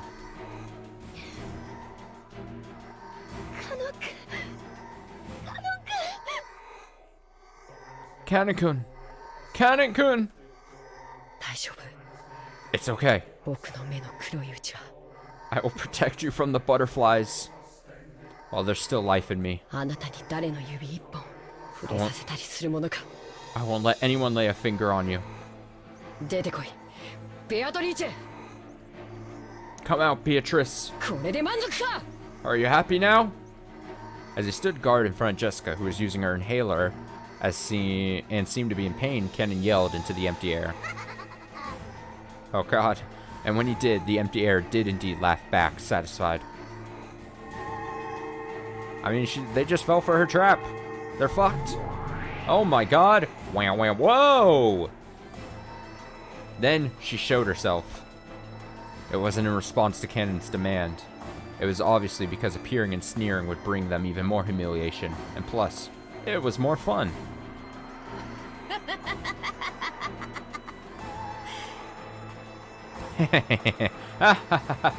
She really put them in a lose-lose type situation. She really did it to him. これで全ては筋書き通りよ。 Now everything fits to the plot. 今やそなたは相乗の恋よな。 Now you're carp on the chopping board. いや、二人が揃ったのだから、鴨とネギと呼ぶべきか。 No. Since we got a pair of you, should I call it duck with green onions? Oh, my jokes are so funny.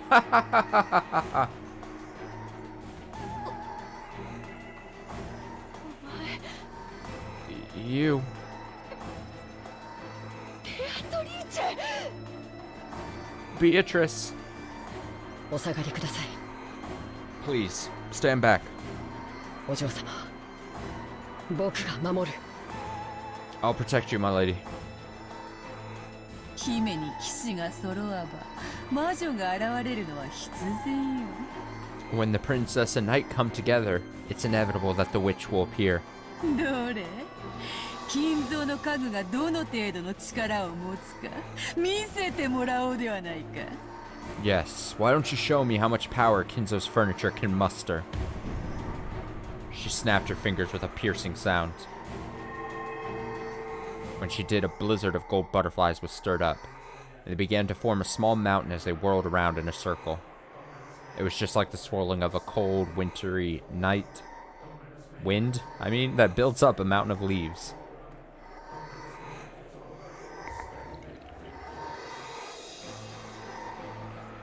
The hell am I looking at? From that mound of gold, a hand sprouted, and it appeared, as though a resident of the world below was crawling up from beneath the ground. What is this? The hell is this? Jessica couldn't comprehend what she was seeing right now, and her mouth kept flapping open and closed. It was the bite of wisdom, seen in those trying to understand something incomprehensible. What?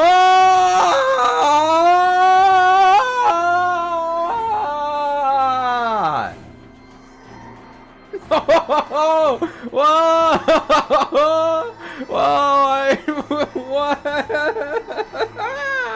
Ah! Oh, I'm so caught off guard. Oh, fuck me. Oh.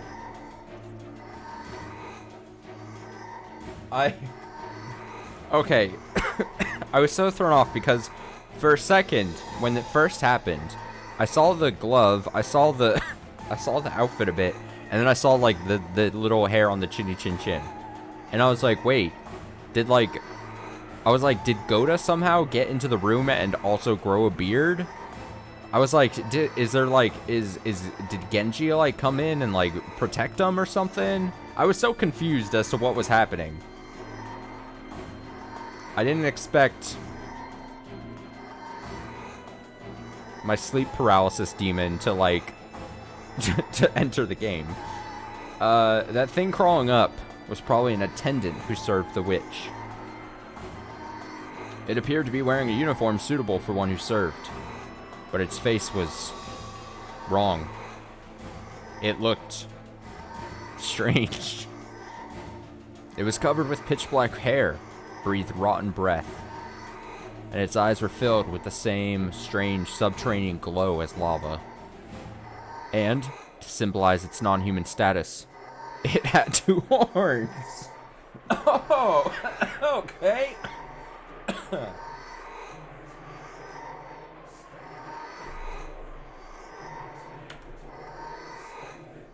It was a figure of a goat-faced attendant who served the witch. By now, Jessica had no idea what she should say. All this happening in front of her couldn't be explained with common sense, and she couldn't do anything except open and close her mouth. Jessica hadn't realized. She hadn't realized that this island had already been cut off from the rules of our world. But there were some things even she could understand. This goat attendant served the witch, and was after her life. And apparently the witch had already given it the order. She was looking at Cannon with an expectant gaze. She looked at him with an expectant and therefore challenging gaze, as though asking him how he intended to protect this maiden. There's no fucking way he's able to beat buff goat man.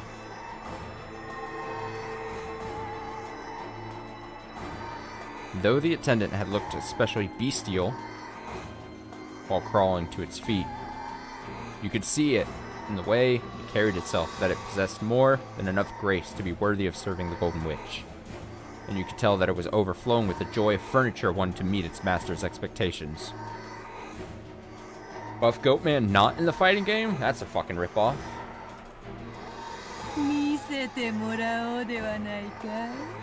Well then, why don't you show me?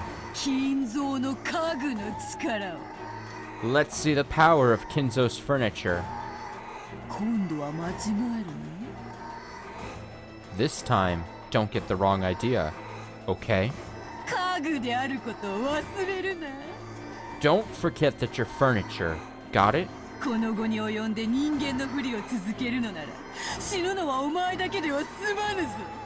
If you try to continue playing the human even now, this won't be settled by your death alone.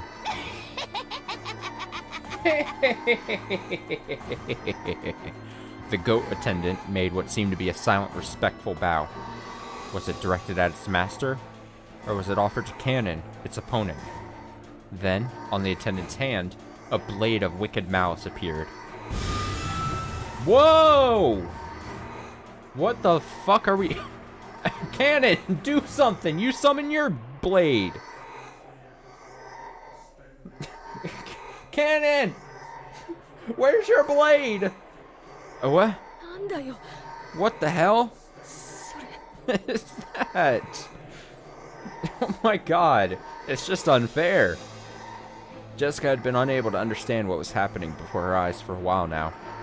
All she understood was that this glow in front of her existed for the purpose of ending her life. And right now, that was enough. Cannon spoke quietly to Jessica, who was hiding behind his back.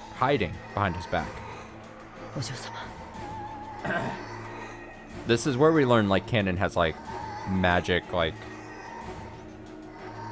I don't know, martial arts training, hopefully? I need a cough drop. I'm not even gonna mute myself. I'm just gonna move over.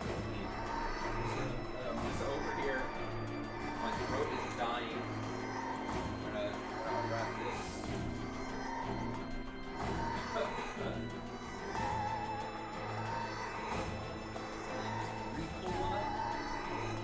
To revive my throat. The goat man. Okay, I'm back. Alright, my lady.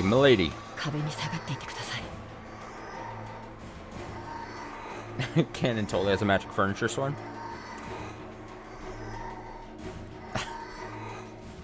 Don't call me the throat goat. I've got a goat in my throat. Milady, please stay back against the wall. Never let your back leave the wall. Or I'll put it in my cheek so that's hopefully not making a ton of noise on the mic there. What? Cackle, cackle, cackle.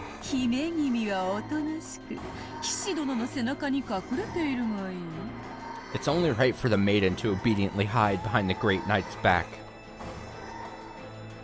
You know, I gotta give it to Beatrice.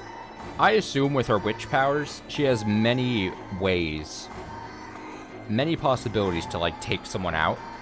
And the fact that she's like, you know what? I'm gonna summon a buff goat butler from the underworld to come and destroy these people. She gets bonus points for creativity.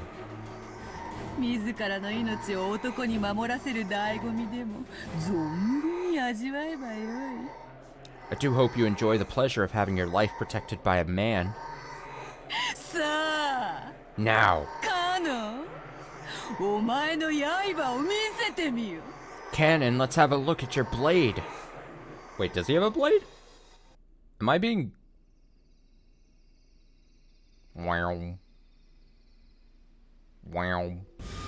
What? Are you fucking kidding me? What is this? What did we turn into? What is this video game? What? You gotta be fucking kidding me. This isn't a thing. This is I am so beside myself. I'm over here yoking it up. I'm like, oh yeah, he's gonna summon his blade. And then no, he's just like, remember this hand pose I do all the time? Meow. It's red. Oh my god. I'm fucking dead. I can't believe this game. I can't believe this is a thing I'm witnessing with my eyes on a Saturday night. Alright. Alright, maybe he does have a shot against the goat man. This is so oh, beautiful.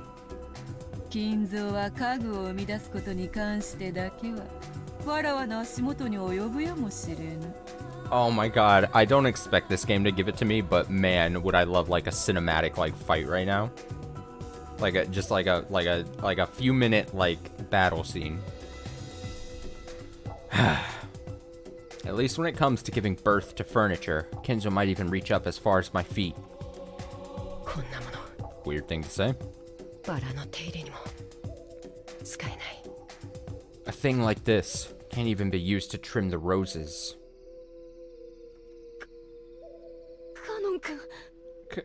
Canon-kun. What's... I didn't want to show you.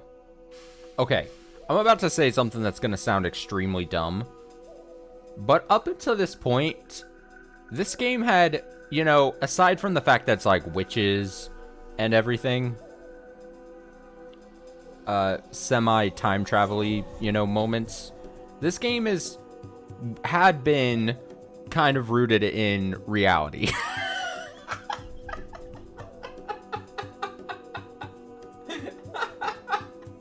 But now they've jumped the fucking shark. You have this fucking goat man getting like a fucking blade, light blade, out of his wrist. And then you have Canon returning the favor and also have a blade. And he's saying, I didn't want to show you that I have this. Huh? This is unreal. So, you've taken it out.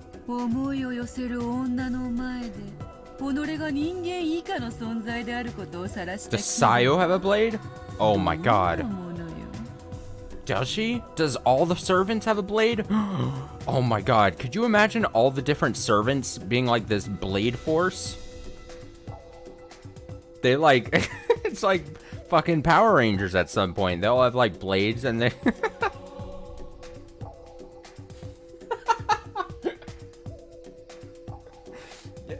No, fucking Canon sees the goat person and he goes, oh, fuck. He summons his blade and he goes, I've got the power of God and anime on my side. Okay, so you've taken it out. How does it feel to expose your subhumanity in front of the girl you care for? Be silent.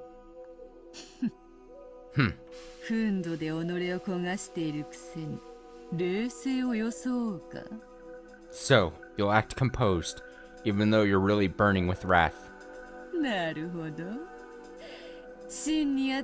This is insane. Oh shit, I skipped it. Fuck. My bad. Okay, yes, they do say that truly hot flames burn a cool blue. Is that how you are now?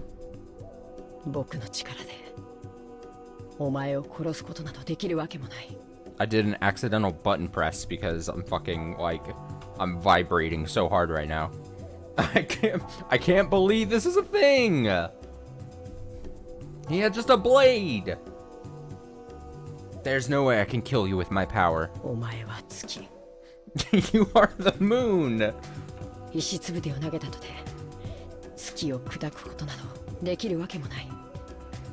I could never smash the moon by throwing a rock. I'm sorry I'm freaking out. I'm probably detracting from the moment, but Jesus. 水面にその姿を映す。 However, in order to manifest yourself, you've had to reflect your image off the surface of the water. 水面に石つぶてを投じれば、一時月を乱すこともできるかもしれない。 If you throw a rock at the surface of the water, you might be able to disturb the moon's image for some time. しかし、月を砕くことなど至らない。 But that doesn't mean the moon has been smashed. だから僕は So... この命尽きるま What? で Oh, fuck, he faked him out. What was that moment? He goes, oh, I'm putting away my blade. No, it's still here. So, until this life of mine is over, お前の映る水面を叩き続けてやる。 I'll keep on striking your reflection. 気に入ったぞカノン。 Man, his blade is a lot bigger. I just now realized the size difference in these blades. It's a little unfair. I like it, Cannon. 始めろ家具ども。 Begin, furniture.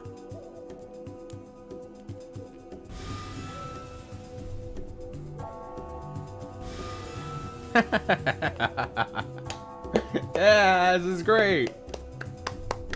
Whoa!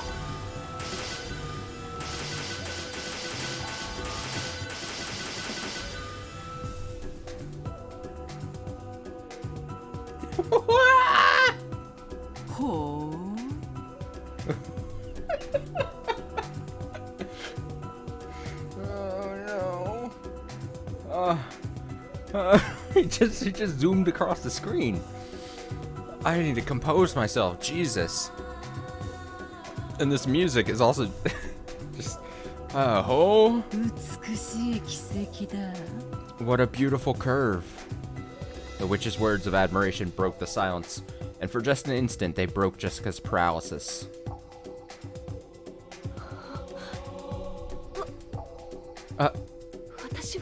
Am I dreaming? I'm asking myself the same question. Come. 魔女の家具め。 Furniture of the witch. 元来た地獄へ叩き落としてやる。 I'll beat you down to the hell you came from.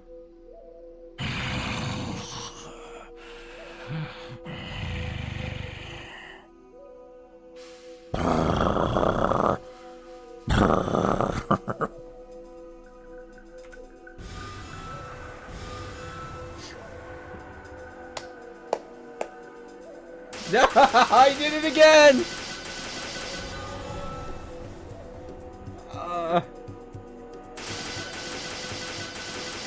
God, I want him to talk so bad.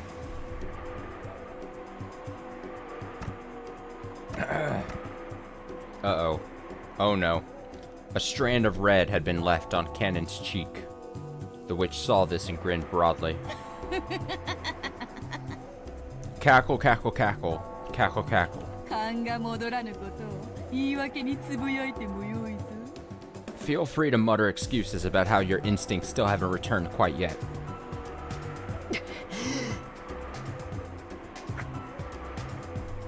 カノン君、しっかり。Cannon-kun, stay strong.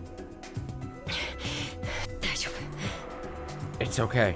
僕はまだ死なない。 I won't die just yet.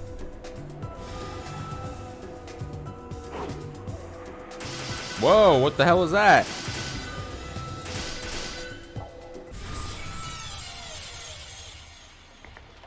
What?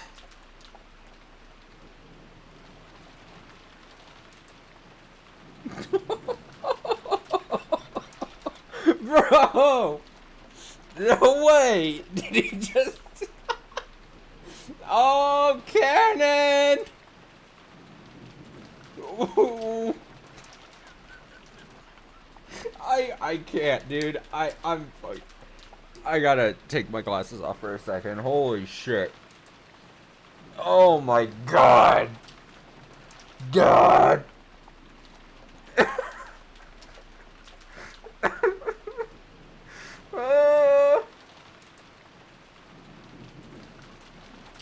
I just got him. I just saw a man cleanly get split in two, separate, and then just fade away. Oh my god. Holy shit. Oh.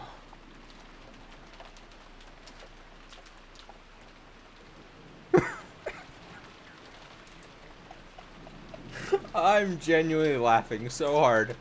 Oh, this is a... Oh, it's supposed to be a sad moment. Oh, God, I'm all hot all of a sudden.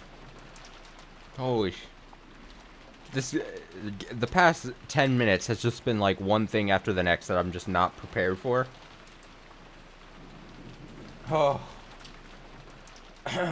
Sorry, I'm disrespecting the source material. Oh, God. I have tears in my eyes. I'm so sad.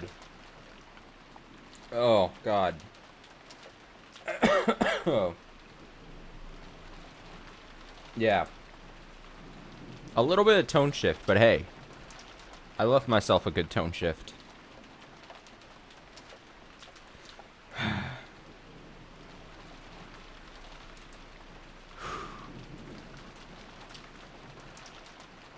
The curve drawn by the goat attendant's blade drew a large arc in empty space. Cannon, to put it lightly, wasn't there. He was behind it. What? 先に帰りて。主の帰りを待つがいい。Go back and await your master's return. 行け。Die.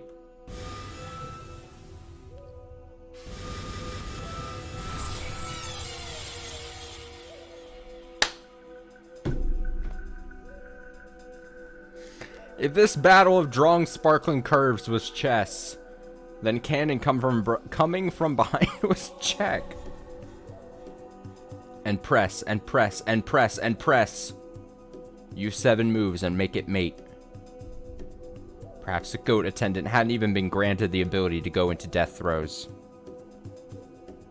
As the sneeze buckled and it fell over, it broke into a bunch of gold butterflies with a pop.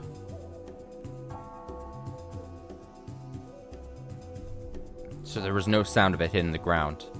Even those unable to understand this battle would surely realize that cannon had been magnificent.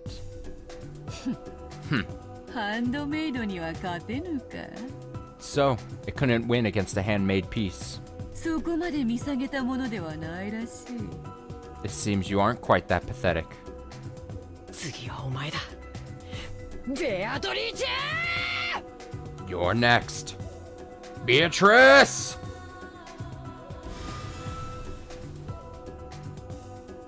The instant cannon's blade sliced diagonally through the witch's form like a knife through butter, she turned gold and burst. She scattered into several thousand gold butterflies, and for just an instant, the room was filled with the color of twilight. It was just as Cannon himself had said. Slicing Beatrice was just the same as slicing the surface of the water where the moon was reflected. The witch's form, with an ordinary expression on its face, as though she'd been there the whole time, was right behind Cannon.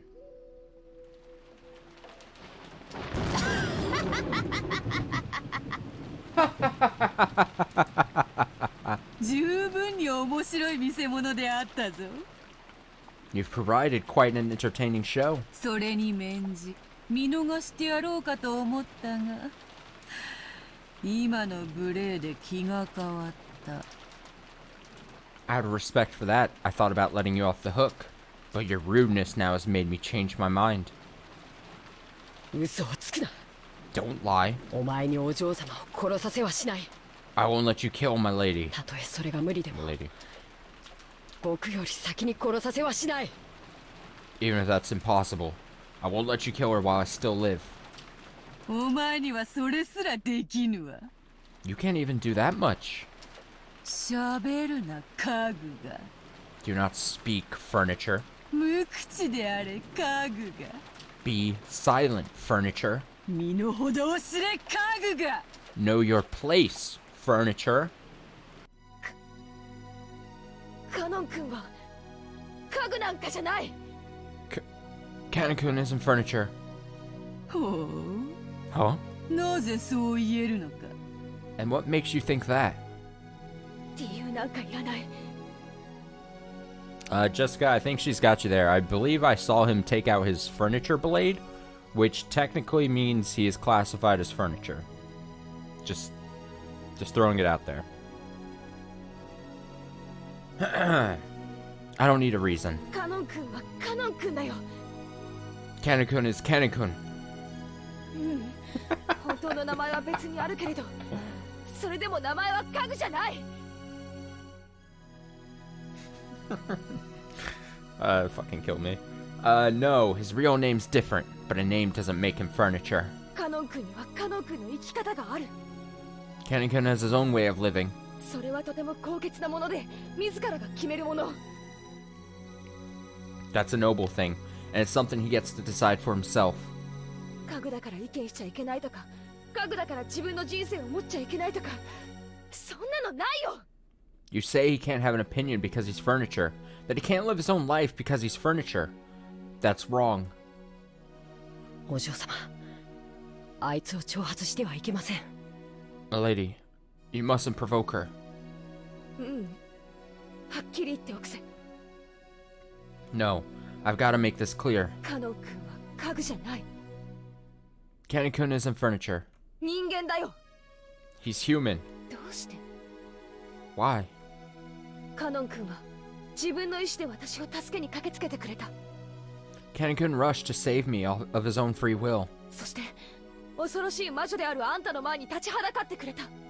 And he stood in the path of a fearsome witch like you. 私を見捨てることなんていくらでもできたのに、そうしなかった。 He had so many chances to just let me go, but he didn't. 自己犠牲は人間だけが持つ高潔な精神だ。 Self-sacrifice is part of the noble spirit that only humans have. だからカノン君は人間なんだ。 That means Kanekun's human. だから訂正しろ。 So take it back. カノン君を家具だなんて呼ぶな。二度と。 Don't you call Kanekun furniture again. お嬢様。 I just had a moment in my head where I was like, I said, the last 10 minutes, maybe I've seen the weirdest stretch this game might have in it. Just the most bizarre stretch of like minutes. And then I was like, I really hope that's not the case. I hope somewhere down the line this game has something even wilder than that. Because I've lived for moments like that in my games. I just...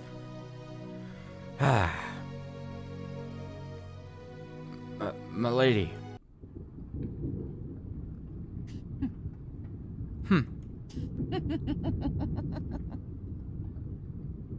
I know it's like mid-episode 2. I'm just saying like... I'm just saying. Hey, I gotta give the credit. I gotta give benefit of the doubt. I hope it has. And I would hope it has more. I'm just saying, it would be a bummer if there was no other moments wilder than what I just saw, and it was mid-episode 2. Cackle.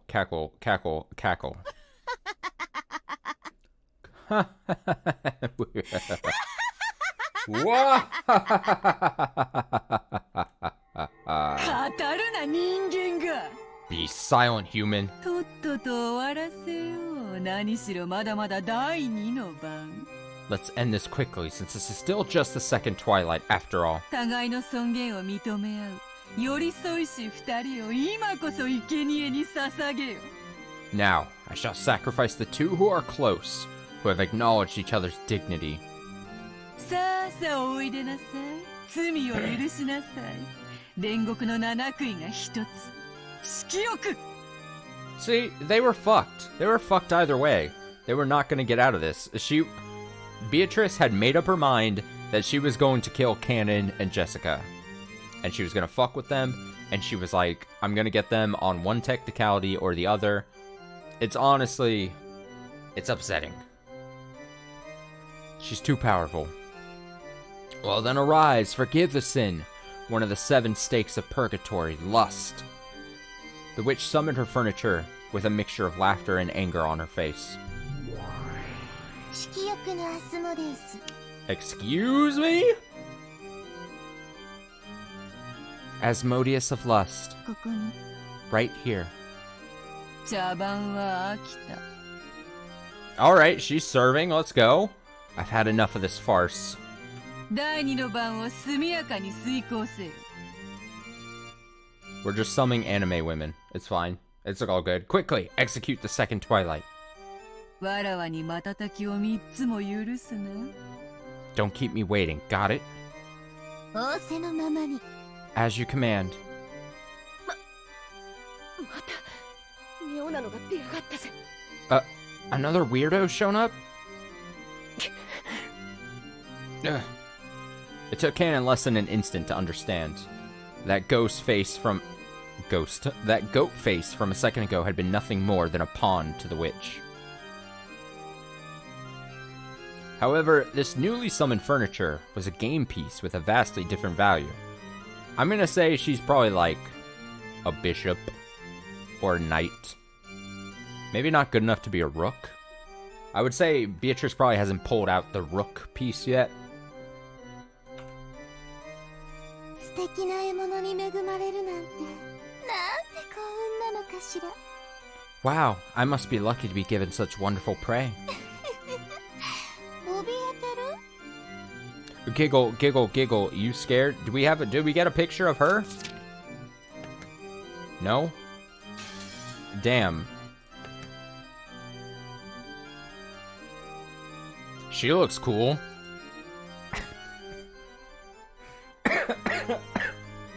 I thought that was the case, but I didn't want to just assume. Hey. She apparently has, you know, strong powers or whatever, and she also does it while not wearing pants. I believe it. That's good for her. True. If you're of lust, it only makes sense. Giggle. Times 3. You scared? かわいい How cute. Giggle. Times 4. 来い、 Come. 魔女の家具。 Furniture of the witch. お前には殺されない。 I won't be killed by you. 私の姿を追うこともできないノロマのくせに生きがって You're acting pretty smart for a dunce who can't even follow me with his eyes. 行くわよ Sorry. Here I go, okay? ねえねえどこがいい Canon Asmodeus. Could it go like the previous battle? I don't know. Something tells me that I think the goat was, for to put in chess terms, a very easy pawn. As I think Canon had already said. Hey, hey, where do you want it? どこを貫いてほしい Where do you want me to pierce you? お答えなさいよかわいい子 Answer me, cutie. あなたの好きなところを思いっきり貫いてあげる I'll pierce you good wherever you want. Hot. さあさあお答えなさいよかわいい子 Another giggle times 4. Come on, answer me, cutie. 僕を可愛いと言うな。 Don't call me cute.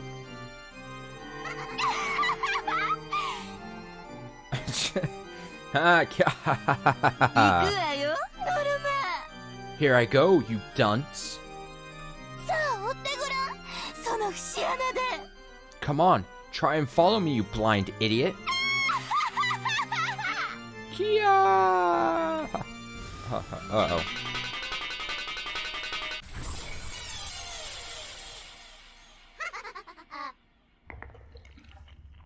Oh, now... Now, she really used the IKEA razzle-dazzle there. Milady! Well, fuck. 目では追えなかったけどよ。 Heh. I couldn't follow it with my eyes. 読みは当てたぜ。 But my guess was spot on. ざまあ見やがれ。 Serves you right. Canon's back had been the target, but Jessica had predicted it. She'd predicted that the witch's target would be the complete opposite of fair and honest, his back. But she had no way to block it. She hadn't planned on it being some act of self-sacrifice. She just couldn't think of any other way to protect Canon's back. So, she could do nothing but block it with her own back. The furniture of the witch, which had changed its form into a demon's stake, was buried deep into Jessica's back. It was an obviously fatal wound that reached as far as her lungs. When she saw this, the witch let out a loud, evil laugh, because it had hit where the witch had predicted. Everything was as the witch had predicted. どうしたカノン What's wrong, Canon? ジェシカお嬢様はお前より先には殺されなかったんじゃないのか Lady Jessica just got killed while you still live, didn't she? そうそうそれそれその顔よお前のその顔が見たかった Yes, that's it, the face. That look on your face is what I wanted to see.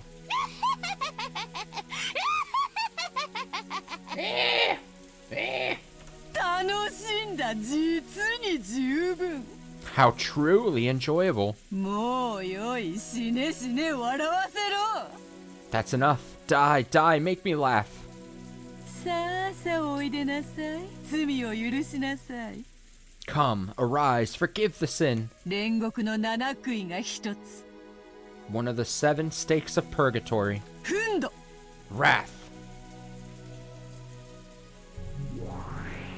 ふんだ And now we're just... we got all these characters. Too many for my brain to keep track of. No, I'm joking.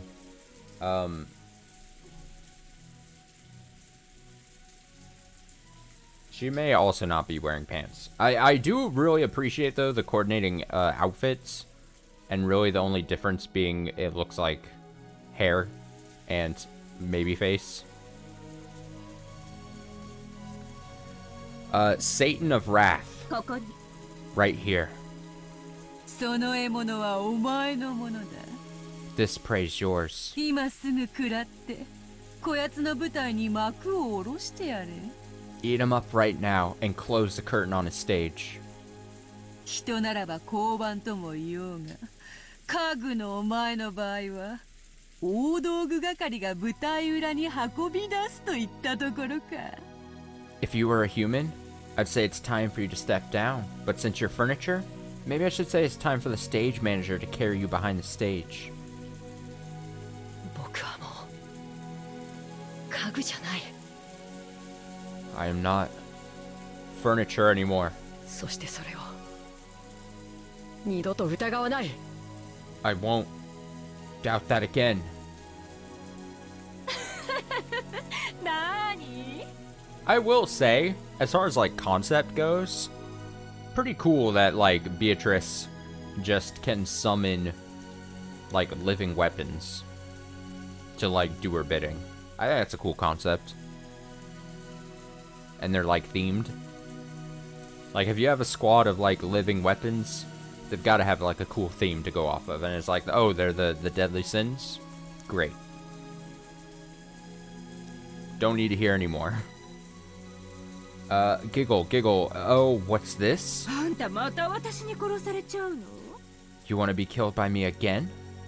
あんたの胸暖かくて本当に貫くと気持ちがいいのよ Your chest. It's so warm and it feels so good to pierce it. さあまた味合わせて Come on, let me have another taste, okay? あなたの温かい胸の中で熱い熱い血潮で Sounds 私を思いっきり気持ちよくして sounds vaguely sexual. Won't you make me feel very, really good with that hot, fresh blood in that warm chest of yours? Yeah, I also didn't think the stakes were going to be horny anime girls, but also I'm not surprised. Not surprised.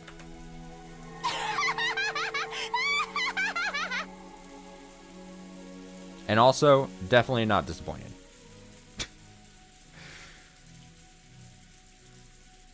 I'm not. Yeah, I'm not surprised. Fuck it. I mean, it wouldn't be my first guess, maybe. But I mean, all things considered so far, I've been like, okay. It all makes sense. It all falls in line. Kya. What is it? What is that sound effect? By the way, if you go back to the game result on the tips of episode 1. Oh. Servant Canon died on the 5th Twilight Chest Gouge Stake of Satan. Oh, like back to his explanation thing of how he died. That sort of makes sense, at least with what she had just said like a little moment ago, right? She said like, oh, I get to do it again. Right? Yeah, she says like, you want to be killed by me again? So I assume she knows that in the previous cycle she had taken him out, I guess. That's what I had gathered from that.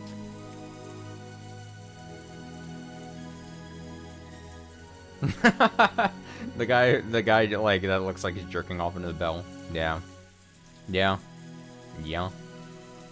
It's just a weird sound effect. I'm like, I'm so caught off by like.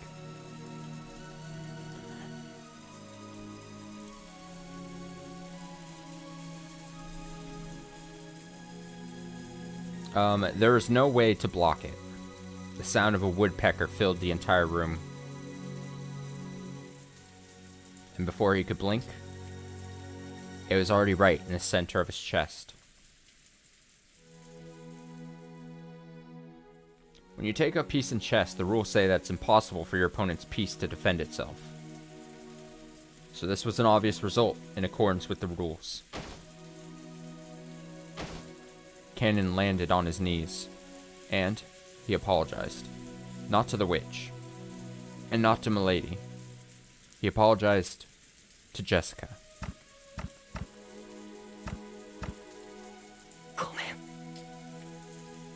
I'm sorry.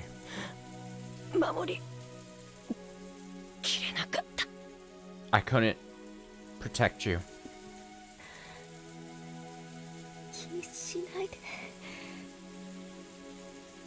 Don't worry about it.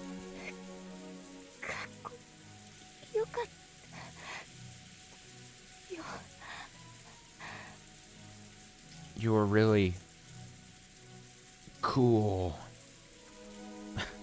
Canon finally fell over. He landed next to Jessica, and the two lay there like the constellation Gemini.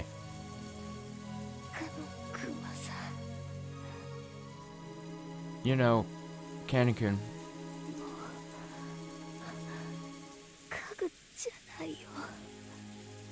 you aren't furniture anymore. Yes. I was too late in realizing that.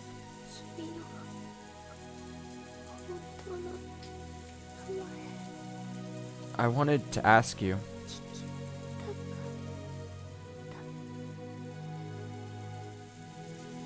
It's so quiet. What your real name was. Oh, here we go. We're gonna get the real name. If you don't know it, put your predictions in chat. My real name is Chet. It's just gonna be Canon with a C.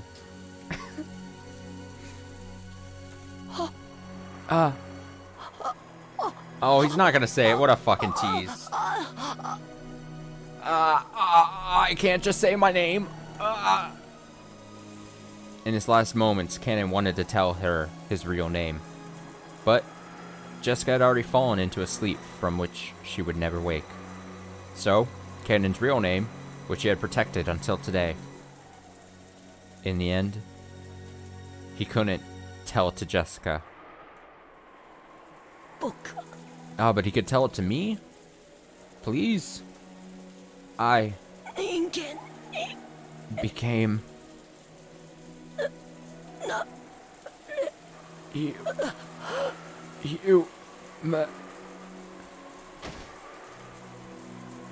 Or his name is like furniture. Those were the last words Canon left behind. What a fucking tease. What a tease.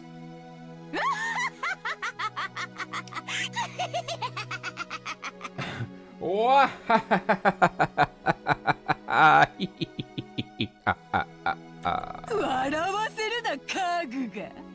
Don't make me laugh, furniture. 100年を経ようと家具は家具よ。 Even after 100 years, furniture will still be furniture. 捨てるときに家具のために墓穴を掘るバカがどこにいる？ Have you ever heard of anyone stupid enough to dig a grave for their furniture when they throw it out? To 家 throw it 具 away? は叩き割って薪にして、後には灰しか残らぬわ。 You smash furniture to pieces and make firewood, so all that's left is ashes. そういうことよ。家具に刻める墓碑などない。 Cackle, cackle, cackle, that's how it is. Furniture gets no tombstone. 貴様は死ねばこれ以上の屈辱を受けることがないと信じてるようだが、それは甘いぞ。 It seems you believe death means an end to your humiliation, but that's naive. 死者を恥ずかしめるというのがどういうものか。 I'll わらわが教えてやろうぞ。 I'll show you what it really means to disgrace the dead.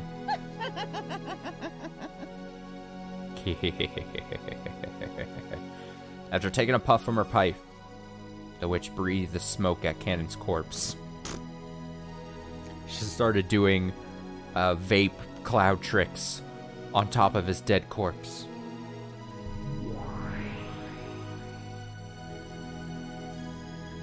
She made rings of the smoke. She inhaled, she exhaled, she inhaled, she exhaled. I don't know. My range of known vape cloud tricks are low. When she did, Canon's corpse softly floated up into the air and disappeared as though it had been eaten by a mouth in empty space. The witch played dirty until the very end. The corpses of the pair who managed to understand each other in the end were not even permitted to be close. If someone had been watching, they would probably say mournfully, "So this is what you meant by disgracing the dead." However, Beatrice was far crueler than that. The reason for that would soon become apparent.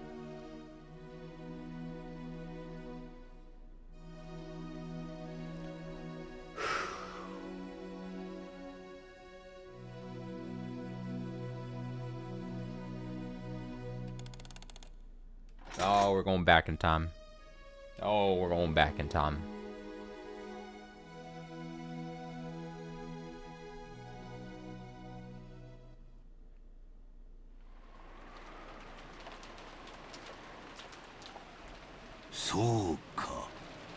And probably with that, I should end the stream. I had a late night last night streaming the ending of Disco Elysium, so we will call it a night, especially since we almost hit the 4-hour mark. But there's such a nice, clean ending there. What a stream! What a stream this was. That was fun. That was a fun one. Last night did go way late, but that was because I was given false information. Honestly, I felt as if I was told that if the finale stream was going to be like 2 to 3 hours, and then it ended up being like 6. So, that misleading information caused me to have to go late last night. But it's all good. Yeah, this was fun. Yeah, as you're saying, it was fun. That was a wild 4 hours. But good shit, honestly. Can't wait to see what's next. Some new characters. Exactly. Honestly, the GOAT, best new introduced character. Although he doesn't seem like he's meant to stick around much longer. But that's fine. We have the other stakes.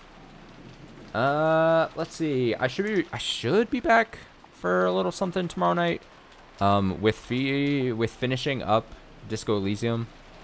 That's kind of taking a game off the rotation, so at some point soon here I need to add something new. But I would say because we finished Disco Elysium. Don't be surprised if, other than next week, the normal Saturday chunk of stream like we're doing tonight happens.